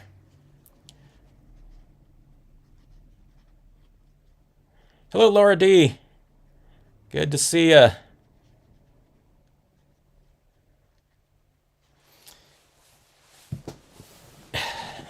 I think you guys are all referring to this one. I really like this one too. I like that whole look of it though. You know, just in terms, I don't know, you use whatever imagery we want to on there, but I think it adds a real kind of dynamic element to the deep space objects like that, having that color in them like that, don't you think? Oh, I forgot, you know, a little bit of stars in here too. See, I keep forgetting that because I mean it really doesn't need it, but I think that would be an, you know, an added element. All right, so we're doing this right here, and let's frame this off or see if we can a little bit more. I usually don't add in like cotton ball applications of color like that, but I maybe it could be done with a paper towel. I don't know. It dries. The problem with this paper though is when you touch down like that, or on the Brilliance ink, it just grabs that ink really fast. So I just feel that maybe it'd be good. It'd apply kind of softer, you know, with a cotton ball application. You know, instead of wadded up paper towel.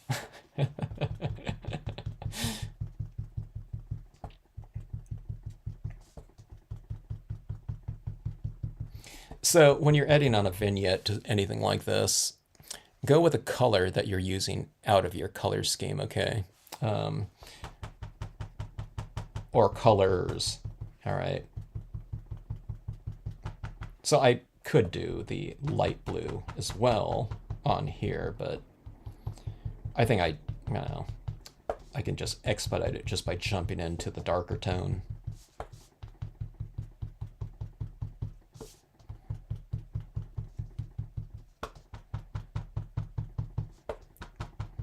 There was this Lazy Susan stamp stamp. I don't want. I forget what the name of it. Actually, I think I remember the name of it, but I don't want to say it because it sounds like I'm kind of making fun of it. But it you would clip in your piece of cardstock into it. I think it was like rubber bands on there or something like that that they had on this little plastic table. They kind of maybe they drilled holes in it. And there was like a rubber band in there that you were able to put your card underneath like that, and then you can.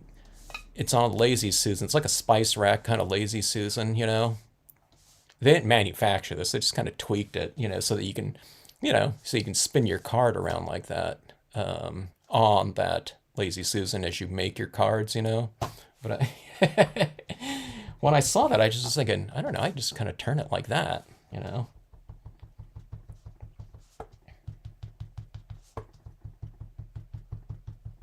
I don't know, maybe if you wanted to really spin your card, where it's just like spinning and spinning and spinning. Maybe that's better.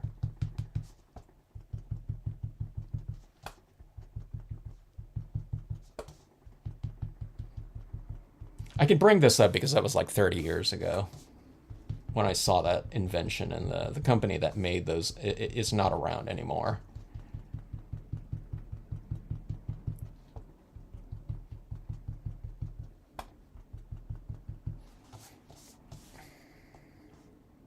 Okay, so see that? It's a little bit of a tighter composition now with that framing around there on the edge like that, I think, in my opinion. It isn't so loose. And let's go to black right here, okay? You can use your other... you wouldn't do it with stays on it. It would just dry too fast, but the brilliance or this is fine. Okay. All right, that looks much, much better to me. I can already tell just with a little bit of that black on the edge. So having that kind of that black, transitioned tone like that, because there's, this area in here is black with a star birth. If I was to do this again, I would stamp that star birth in that navy blue instead. I think that looks better. And also, stamping it out in a lighter tone other than black, it gives us more opportunity to have other types of objects right over the top of it without them disappearing over a dark black object. If these trees went too far in there, you'd kind of lose the silhouette and shape of it over this black image in the background.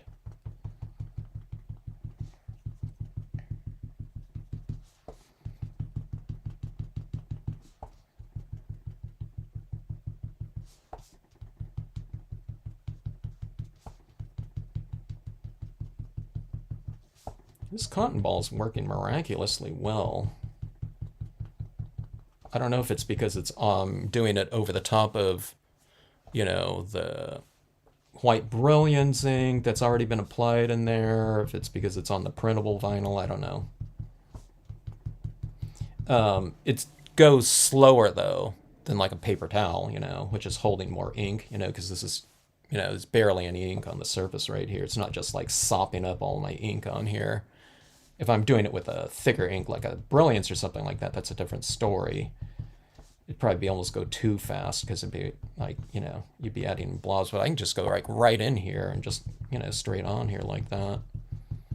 And it's not like leaving any type of like hard mark. I guess it's because I'm adding in so little at a time like that. Like even directly out of this pad right here, it's like I don't know, let's see. Like I just tapped it down there really hard, and that's like I don't know, like a 5% gray or something like that.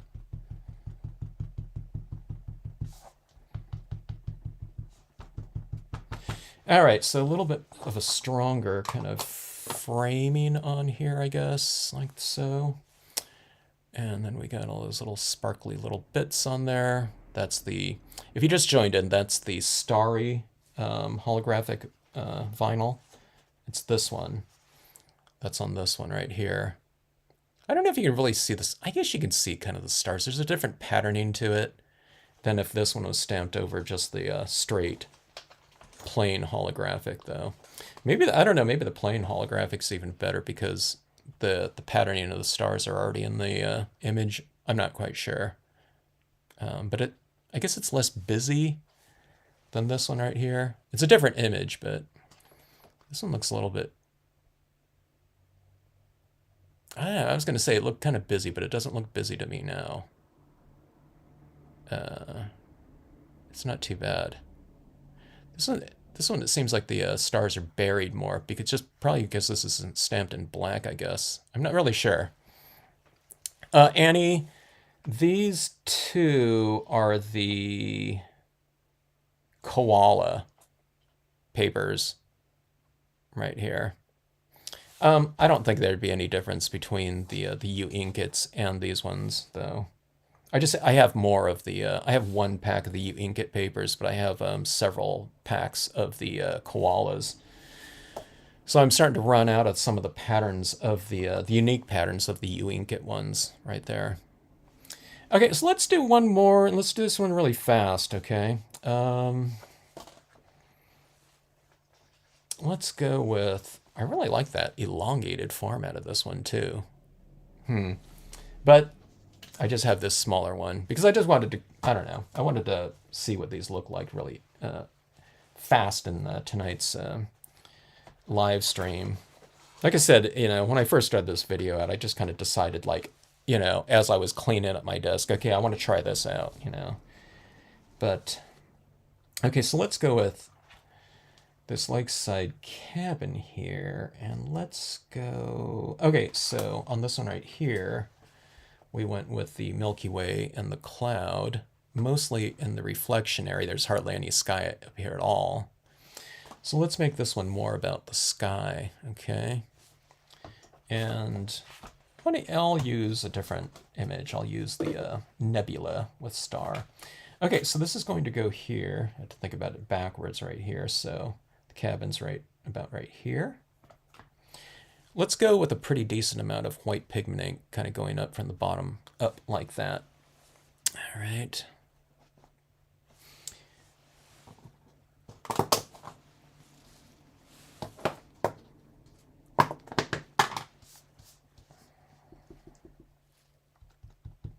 I love nighttime sky types of things, or just skies in general. Could be a daytime too. Sunrises, sunsets, twilight.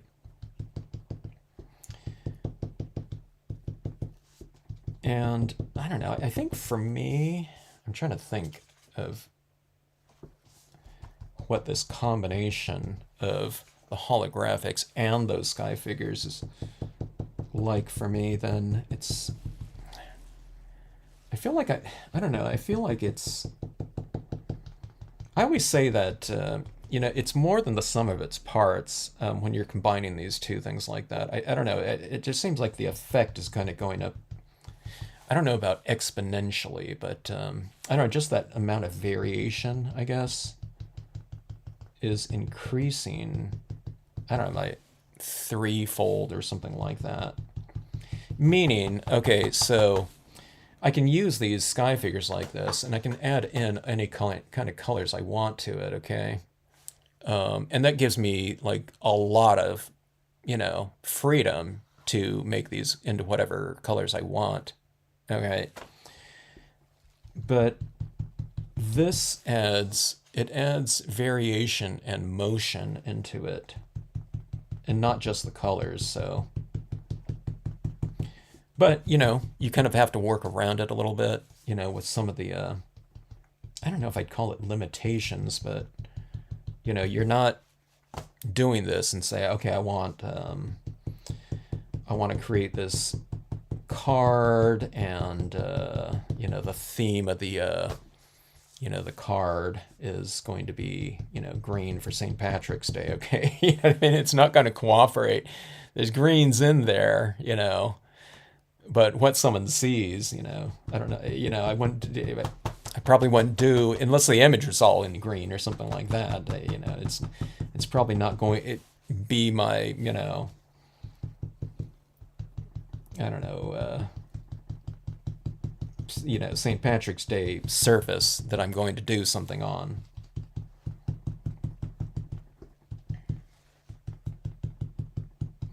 Okay, so this is, I'm going with more white ink in this case, all right?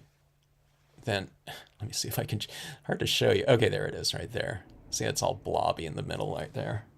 Let's see. It's gonna go like that.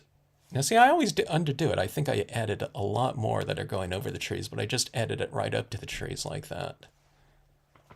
So let's go a little bit higher. Maybe not in too thick of an application, though.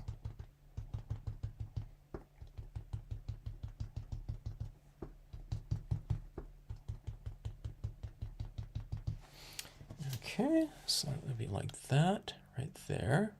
See how blobby it is? It's thicker there and thicker there. It's all blotchy looking. Does not matter, okay?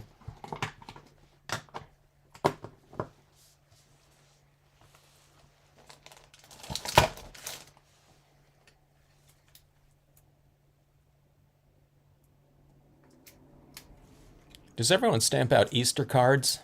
I guess that would be the next thing coming up. I don't know. How many of you stamped out a like a St. Patrick's Day card. I don't see those too often. I can't think of.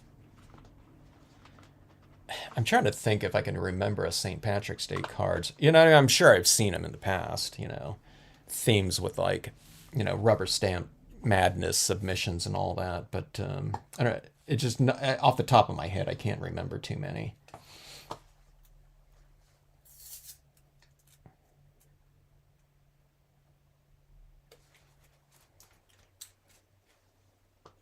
I haven't scenic stamping. We should though. You know. Okay, let me see. Which. All right. Okay. So I've been using Brilliance ink and the Stays On for my imagery in here so far. I'm gonna try it here with just the dye-based ink. I don't remember if I've tried that before, but in the spirit of kind of exploration, I'm a little bit hesitant with this, you know, but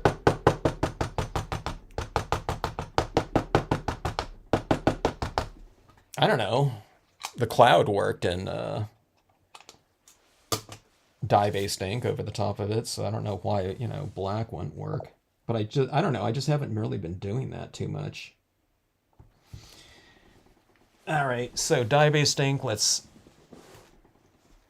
stamp it out and allow that ink to transfer a little bit more than Stays On, which would be sticking to it like glue or iron, you know what I mean, if you hold it down for too long.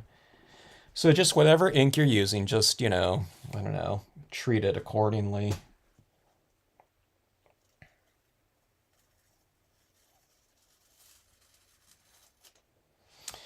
Stamped out a little bit lighter, I think, than what it would have been with the Brilliance or something like that. But if I add in some foreground, maybe that'll weigh a strength because it's a little bit lighter, so it'll look a little bit farther back in the distance, okay?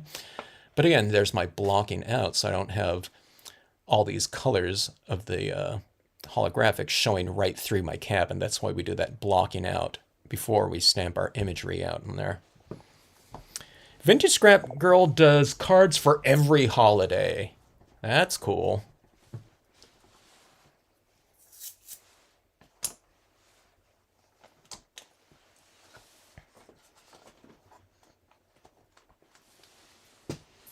How far in advance do you do the cards typically? Like for, you know, like St. Patrick's Day, when did you do that card? You know what I mean? I ask that because I know, you know, like a lot of times people get started on like holiday Christmas cards or something like that. They might start that, like, I don't know, was it sometimes like in July or something like that? Is that what it was called? Christmas in July, or is it Christmas in June? Or I forget what they call it. I think even workshops used to go on sometimes really early on. Okay, so let's see. I don't have to use this cloud every time, but it seems like it's just a good kind of transitional image to use in here. I'm thinking about going with this cloud just mostly on the bare paper. Maybe it'll be too much, I don't know. But let's give it a, oh wait, not this one right here. I wanted to use my nebula with star. This one was my inspiration for this one. Nebula with star was it's called the Tarantula Nebula.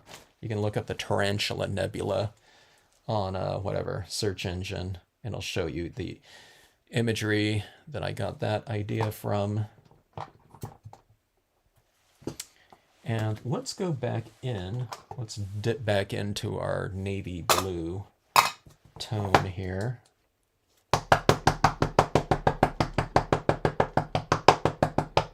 So we're doing all these a little bit different. I think that some blocking out would look better on this, okay? In theory. But I'm just not doing that because I want to play around with things. And I want to see things and how they look in different ways, okay? Sometimes it's hard to do that because, you know, I'm like anyone else. It's like, I think it'll look better, you know, a little bit different, you know. So you know, I don't get around to testing something out, you know. But in this case, like, I don't know, you know, I should have been stamping directly on top of the vinyl sometimes, you know, without some of the blocking out. You know, so I think that looks pretty cool. Isn't it kind of weird? Okay, so there's not really too much white like in this area right here because the white came up like right to here. Oh, okay, you can see it right there. I was going to say at some angles you really can't see it, but I guess at most angles you can. Let's see. So there's that blue on there. Yeah, okay. Yeah, it just depends on what angle you have it at. But okay, now see that it almost looks like that cloud. The image is like it's like almost like it's blocking it out, but it really isn't. I guess that yellow is going all the way through there like that.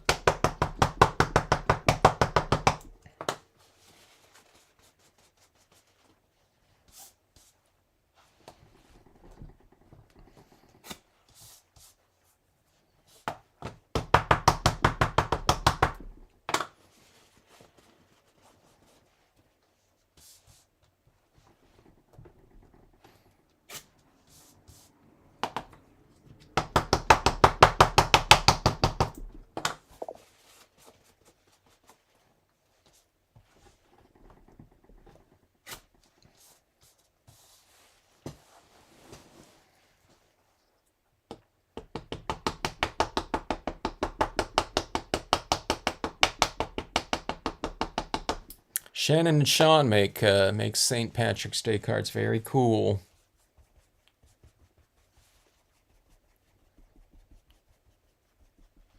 But not a shamrock on it. I didn't even think about it. We're not Irish, obviously, but he has an Irish name. What's up with that?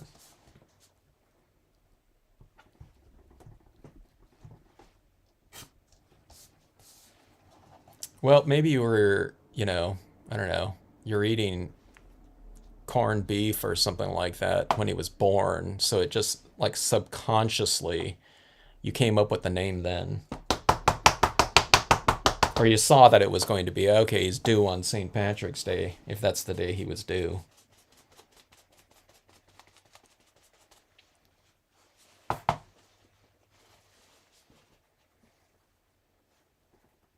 By the way, my son's name is Sean, too, with a S-E-A-N. It took us a while to decide on that name. What is it? Social Security kept coming by, you know, after he was born. We were in the hospital a few days because it was C-section. It was like, oh, we haven't decided yet. And they came the next day and it was, we haven't decided yet. It was like maybe on the third day, I don't know, we came up with, you know, decided.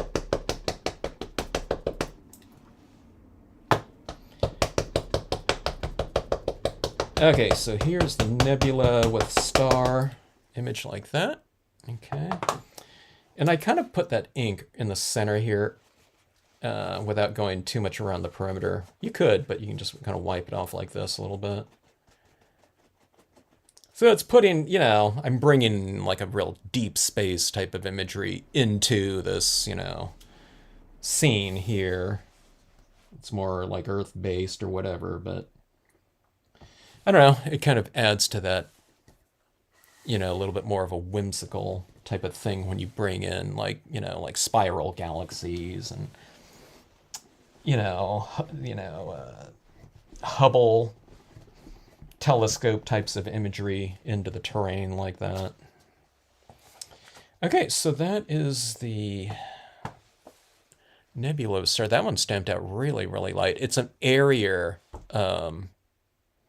sky figure than the solid Milky Way. This seems like it's getting drier on here too, but maybe it is. I need to re-ink. But let's go, let's fill in here. Now that I can see where that's stamped out right there, I'm going to fill in with an additional cloud stamp right there. Okay.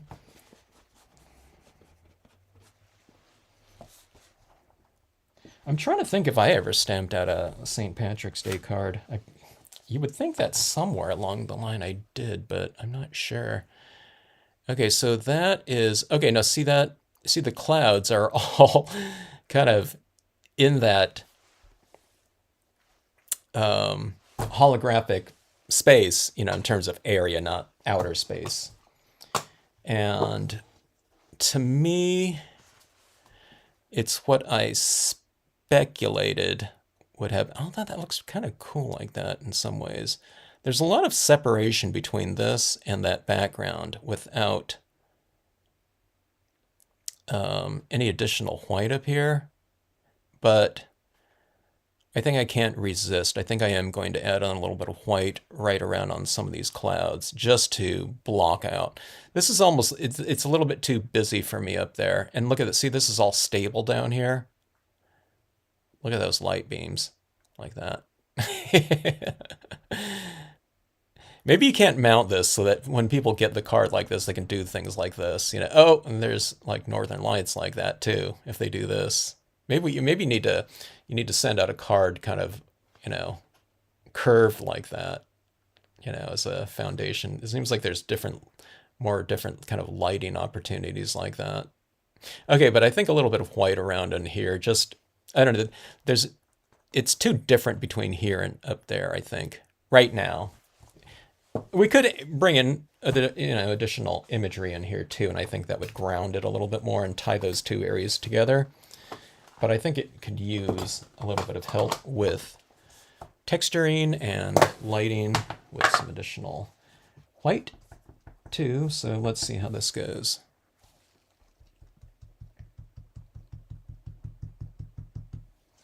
All right, so I'll just add it. See, I added it over this cloud right here, and see it's not, maybe we can add it over a couple of the clouds and then leave the other ones as is. So I did it on this one, so this one's more opaque.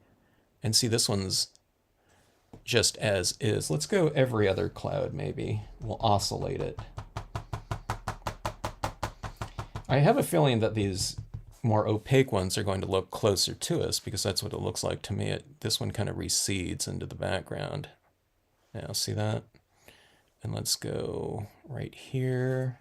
There's some clouds that just are a little bit lighter inherently because they're a lighter area of the cloud anyway.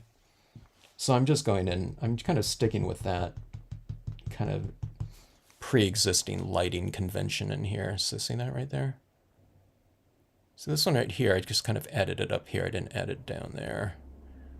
And let's go with some, let's add it right around in here and down.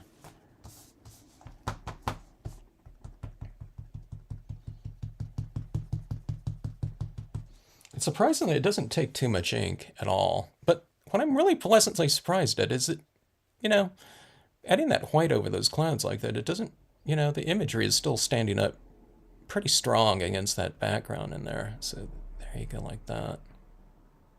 We'll leave a lot of it, you know, just, you know, to create a little bit more variation, like I said, but that looks a little bit different to me now.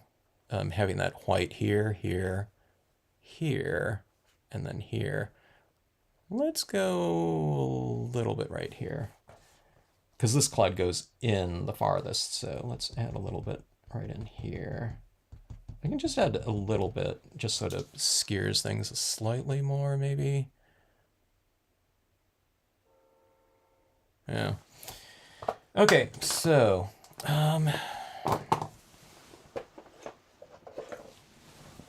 we have this cabin right here, and we have this rooftop. Let's bring a little bit of lighting into the scene.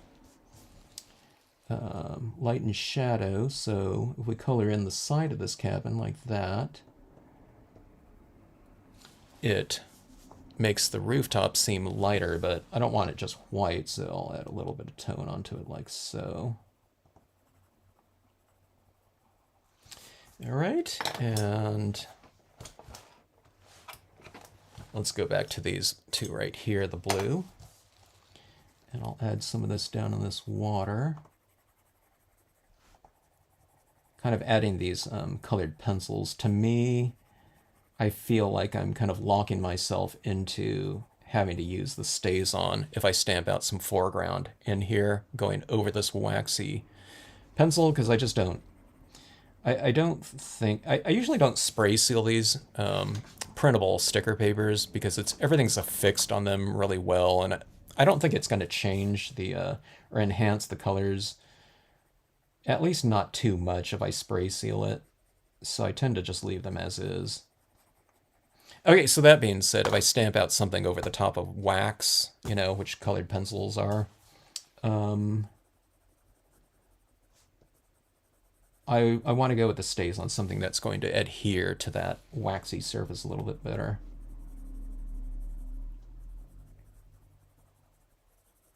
Okay, so this is a little bit of black, so this image is kind of anchored down a little bit more than it was before. And let's go in with this white paint. Boy, that looks ugly like that. It looked like a blotchy, yellow in there. I don't like that yellow like that. I like it I like the scene like these colors. It's kind of a dirty, look at that. Oh my God, that's insane. It's like a blob it's like a black hole or something like that in there. Okay, so let's illuminate my window here a little bit more. And we'll put some of this lighting coming out of my window.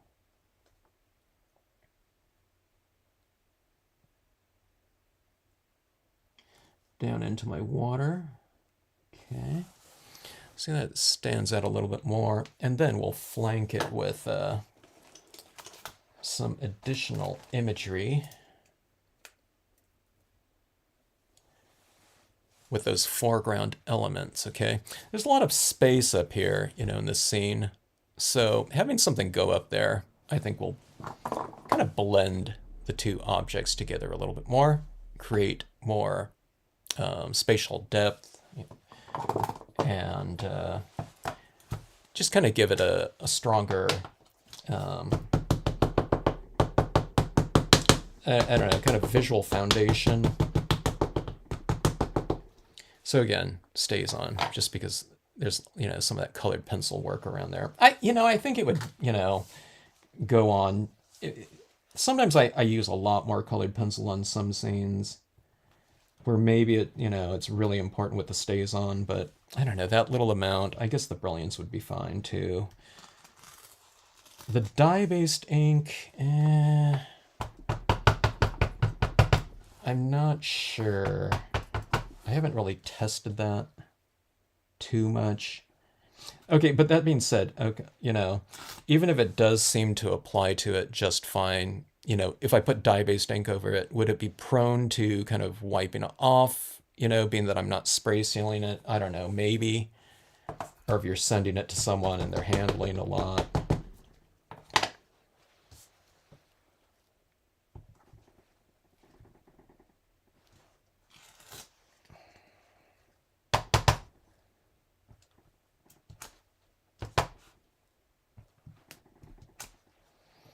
All right, so just a little peekaboo through the trees into that background like that. The stays on, stamped out a lot darker than the dye-based ink. So if you go with something and it stamps out, not as dark as you'd want, then utilize that to your advantage and create more depth with the use of darker images closer to you, and the lighter one will recede. So you kind of make I prefer that stamp out darker, okay, but you just kind of make it work for you by adding, just by adding in that depth right there. I like that color blue like that right there. Kind of like, it looks like light is coming out like that from the heavens or something. Okay, so something like this might be kind of interesting with some crystals. I'm not going to apply those tonight though, but let's go in and add in, I haven't splatter painted anything in a while, but I'm just going to go in and add in some additional stars like so.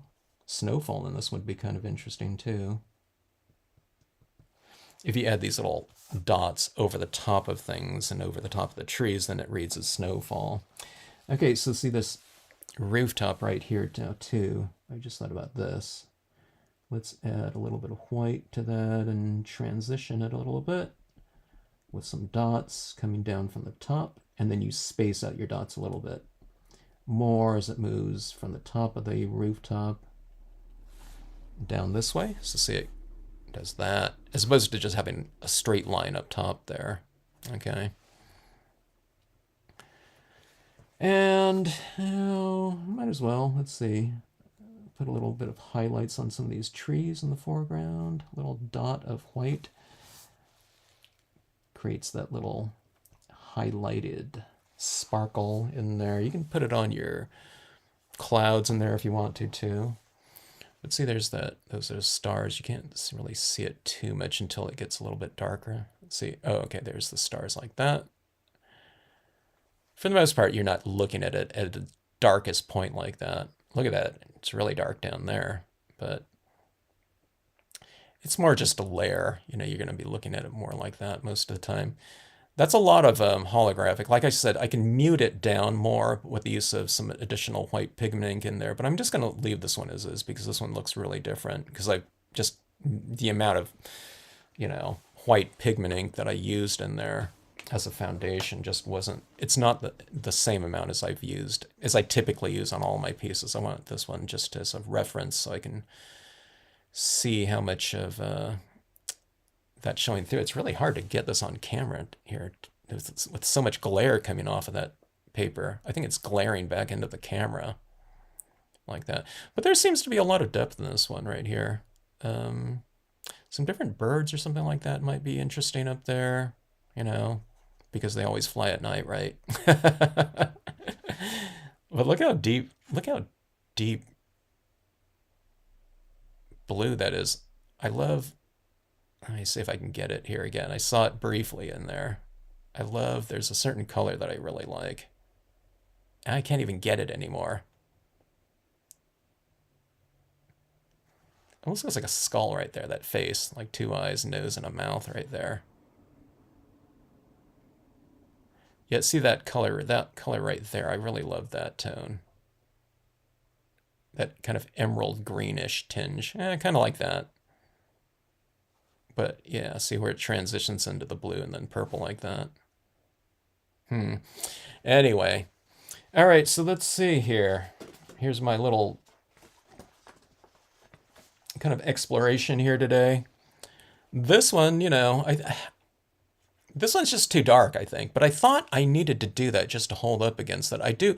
Maybe if the whole thing was like dark like that without these lighter ones. Like I said, I could still stamp those clouds out in black if I want to, but these stars are kind of twinkling through a little bit.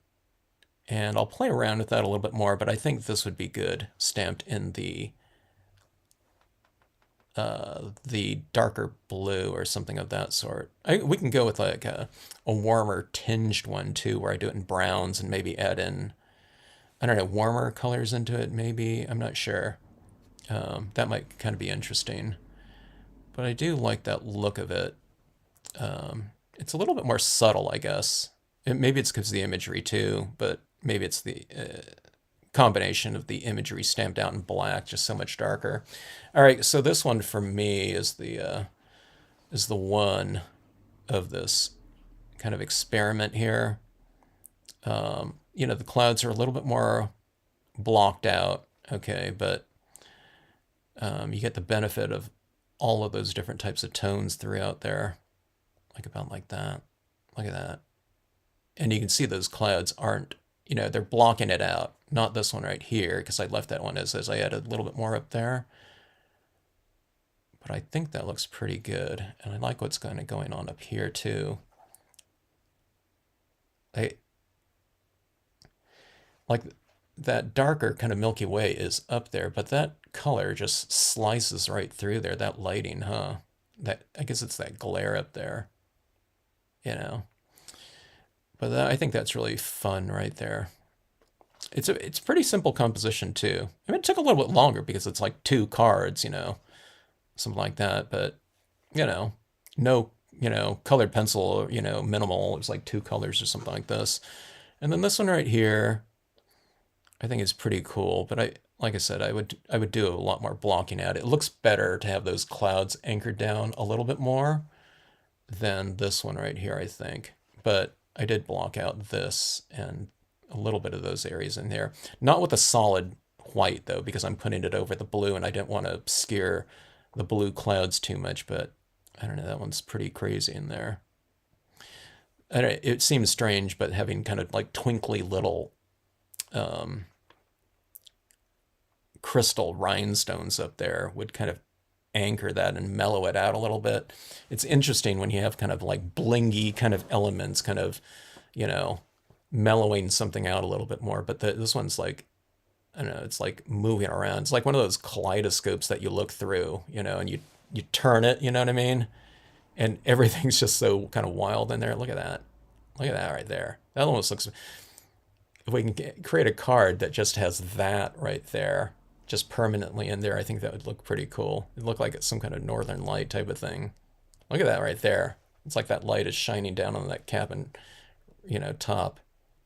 Maybe you don't mount your cards so that people can bend them around. They're called a bendy card. a bendable light card, bendy light card. How about that, So that people can just bend them around like that. Why not? They're all, they're like vinyl, so it's not like paper, Vinyl, you can play around with it a lot like that. All right, so some little experiments here. Food for thought, maybe, as in terms of different ways we can use the surfaces and whatnot. I stuck with kind of one color scheme right here in the cooler blues, but these colors, I don't know if there's one dominant. Maybe, I don't know, maybe it is a little bit more cooler temperatures, but I don't know. This one right here, there's an awful lot of yellow and orange in there in that starry vinyl. So I don't know, might be able to go with something of a different type of temperature scheme, like warm tones, maybe. I'm not sure. Oh, let's see. Christmas is starting August. Yeah, see, vintage scrap. Yeah, you start. That's pretty early right there. Yeah, August, September. How many do you do? Yeah, for those people that are doing a ton of them. And do you do, how many different variations, or do you do one um, card style and then do all the cards in that? What, you know what I mean? Do you do all the same card, or do you do different ones? Other holidays a month or two before. Yeah, that's good. You're really ahead of the game. You have a stash for birthday. Okay, yeah, you have your stash that you can dip into for that for the birthdays. Yeah. Then to be Kevinson's is Irish by name too. Yeah, I Kevin's Irish too, right? Isn't that an Irish name? The kids in our family, my brother is Greg, and my sister's name is Colleen. We don't have Japanese names. We're like third generation, so yeah. If anyone has like a Japanese name, it was like a middle name or something like that, but ours don't. I don't know. My parents didn't name us anything like that. They barely speak it Japanese anyway. Uh, let's see. Fun projects. Glad you liked them. Hope you guys. Okay, so I hope you guys like these little, different variations right here. It's not like a huge difference right here. I just didn't do blocking out. I've been blocking out on all of these types of, especially the foils and iridescence, like the Star Dreams. You were talking about Star Dreams earlier with Annie's templates, stencils. But yeah, I've been doing a lot more blocking out and whatnot. But I think the more that I use these things, look at that, I turned my exposure down. You can really see these little stars like that. But like I said, we're looking at mostly like that. But I don't know. I guess what I'm trying to do with a lot of these cards all the time, or these papers on these cards, is to kind of tame the beast, so to speak. They're so visually active and busy to me, almost too busy. Okay, I'm trying to get these where you can see some of those effects in there. You really see the effects when they're kind of moving around. But yeah, it's kind of like the taming of the beast, in many ways. I don't like that color of yellow right in that spot. I'm trying to get these at a good angles, and now it's all glared out like that. Okay, there we go. But yeah, some of these are almost so active that you kind of want to mute them down a little bit so that they're applicable to a scene without just totally dominating the scene, to where you can't even see anything else. So, but the more I use these different types of papers, I find, I don't know, it's like I'm building up like an immunity to them. It's like you have to kind of go allow more of it to show for it to kind of be effective. Yeah, I don't know if that's the case, but I'm starting to see like papers like this, a holographic, just plain holographic vinyl, because we've been using like, the holographic cardstocks and patterned ones more now. Like I just used that. I don't know, where'd it go? I think I took it to the other room. That rounded one, that you know what I mean, from last week. Where is it? When you start using stuff like this, like this glittery, shimmered one or whatever, or that shardy looking, this one right here, it's suddenly like this one, right? These right here are like relatively tame, by contrast. So I don't know, they're a lot more mellow. So you know what I mean? So I'm not like blocking, I was thinking I don't need to block it out as much. And I don't find these colors, these reflective, changing colors, to be so dominating anymore as when I first used them. Because I'm used to using white pieces of paper. So before, a lot of these different types of holographics and reflectives in my pieces. So I don't know. I think it's good that we're we can reinterpret kind of the possibilities as far as usage of these go. And for me, this is like using it in a more simple way because I'm not covering it up as much. I'm just stamping some of these images just directly on top of it without using like another layer underneath it. And I think it looks just fine. This one's a little bit too loud, like I said, but this is a big area up here though too. Oh, there, we got a good color scheme like that. I just need to hold my hands above it like that. Doesn't that look cool though? Like that, huh? Looks more framed off like that around the edge, huh? All right, so anyways, whatever time it is for you, I hope everyone's well, and I don't know, certain types of weather patterns are the extremes right now, so I hope everyone's, kind of good right now without having powers going out and whatnot, digging out of snow, and I don't know, kind of not being able to make their way home because road closures due to kind of flooding and whatnot.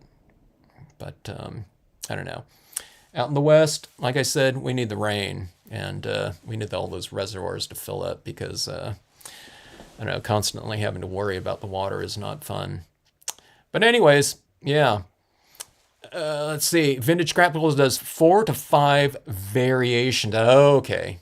What do you do? It seems like you're really ahead of the game right there. So you do 4 to 5 card variations, 60 to 70 of them. And do you write down the ones that you've sent to people, or do you just do a completely new set of them or variations for the following year, where you won't have to keep an eye on, who received what? 2 retirement centers. Oh my God. Yeah, you're prolific in terms of your output then with the retirement centers there. Those are done more in a clean and simple stuff. Yeah. I wanted to go in and volunteer one of these days. I wasn't thinking about so much retirement center. I was thinking about rehab centers. After I spent a lot of time in a rehab center with my dad had a stroke at one time, and he was at the rehab center for like, I don't know, he was there for like months. But they had like people coming in to do like crafts and things like that on weekends. During the weekdays it was all PT, occupational therapy. What was that other therapy?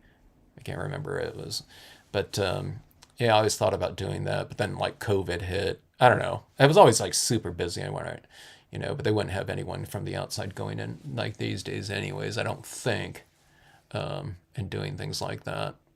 But yeah, huh? Oh, you take pictures. Got it. All right, folks. Like I said, hope you have a great rest of evening, morning, whatever, afternoon for you guys. And thanks so much for joining in. I'll get these formatted here. I think I'm going to add in maybe a quote stamp to especially these two right here. I don't know where I'd add a quote in here, somewhere like dream or something, like some simple word stamp like this, or maybe like three in here, like a word right here, here, and then here, kind of following along this path right here, maybe like a, I don't know, star dream or something like that, and something else. I don't know. I'll think of something on that one. But it seems like it's pretty open to, some possibilities there in terms of some word stamps. With the word stamp right here, I just put it right over the top of this one because this is just, it's a little bit too bold and black in there. So I'd frame this off with something and then put a word stamp in there, something about stars. And again, like something like this is like wide open for, any type of, even like a quote stamp or a word stamp of some sort, single word or something. I'm not sure. Yeah. The rehab centers would love to have, yeah. It gives, there's rehab centers too. It's like for people that they didn't, like I said, they didn't, the rehab center that my dad was in, they didn't do any rehabbing over the weekends, but yeah, I forgot they someone was coming in there. I forgot what they did, but it was for the people going to the in rehab too, hands and whatever. I don't know. They were in there for everything, but it was also, I thought it would be good for the people that the people that the family members of people, the patients at the centers too. Giving them something kind of fun to do. But yeah. All right.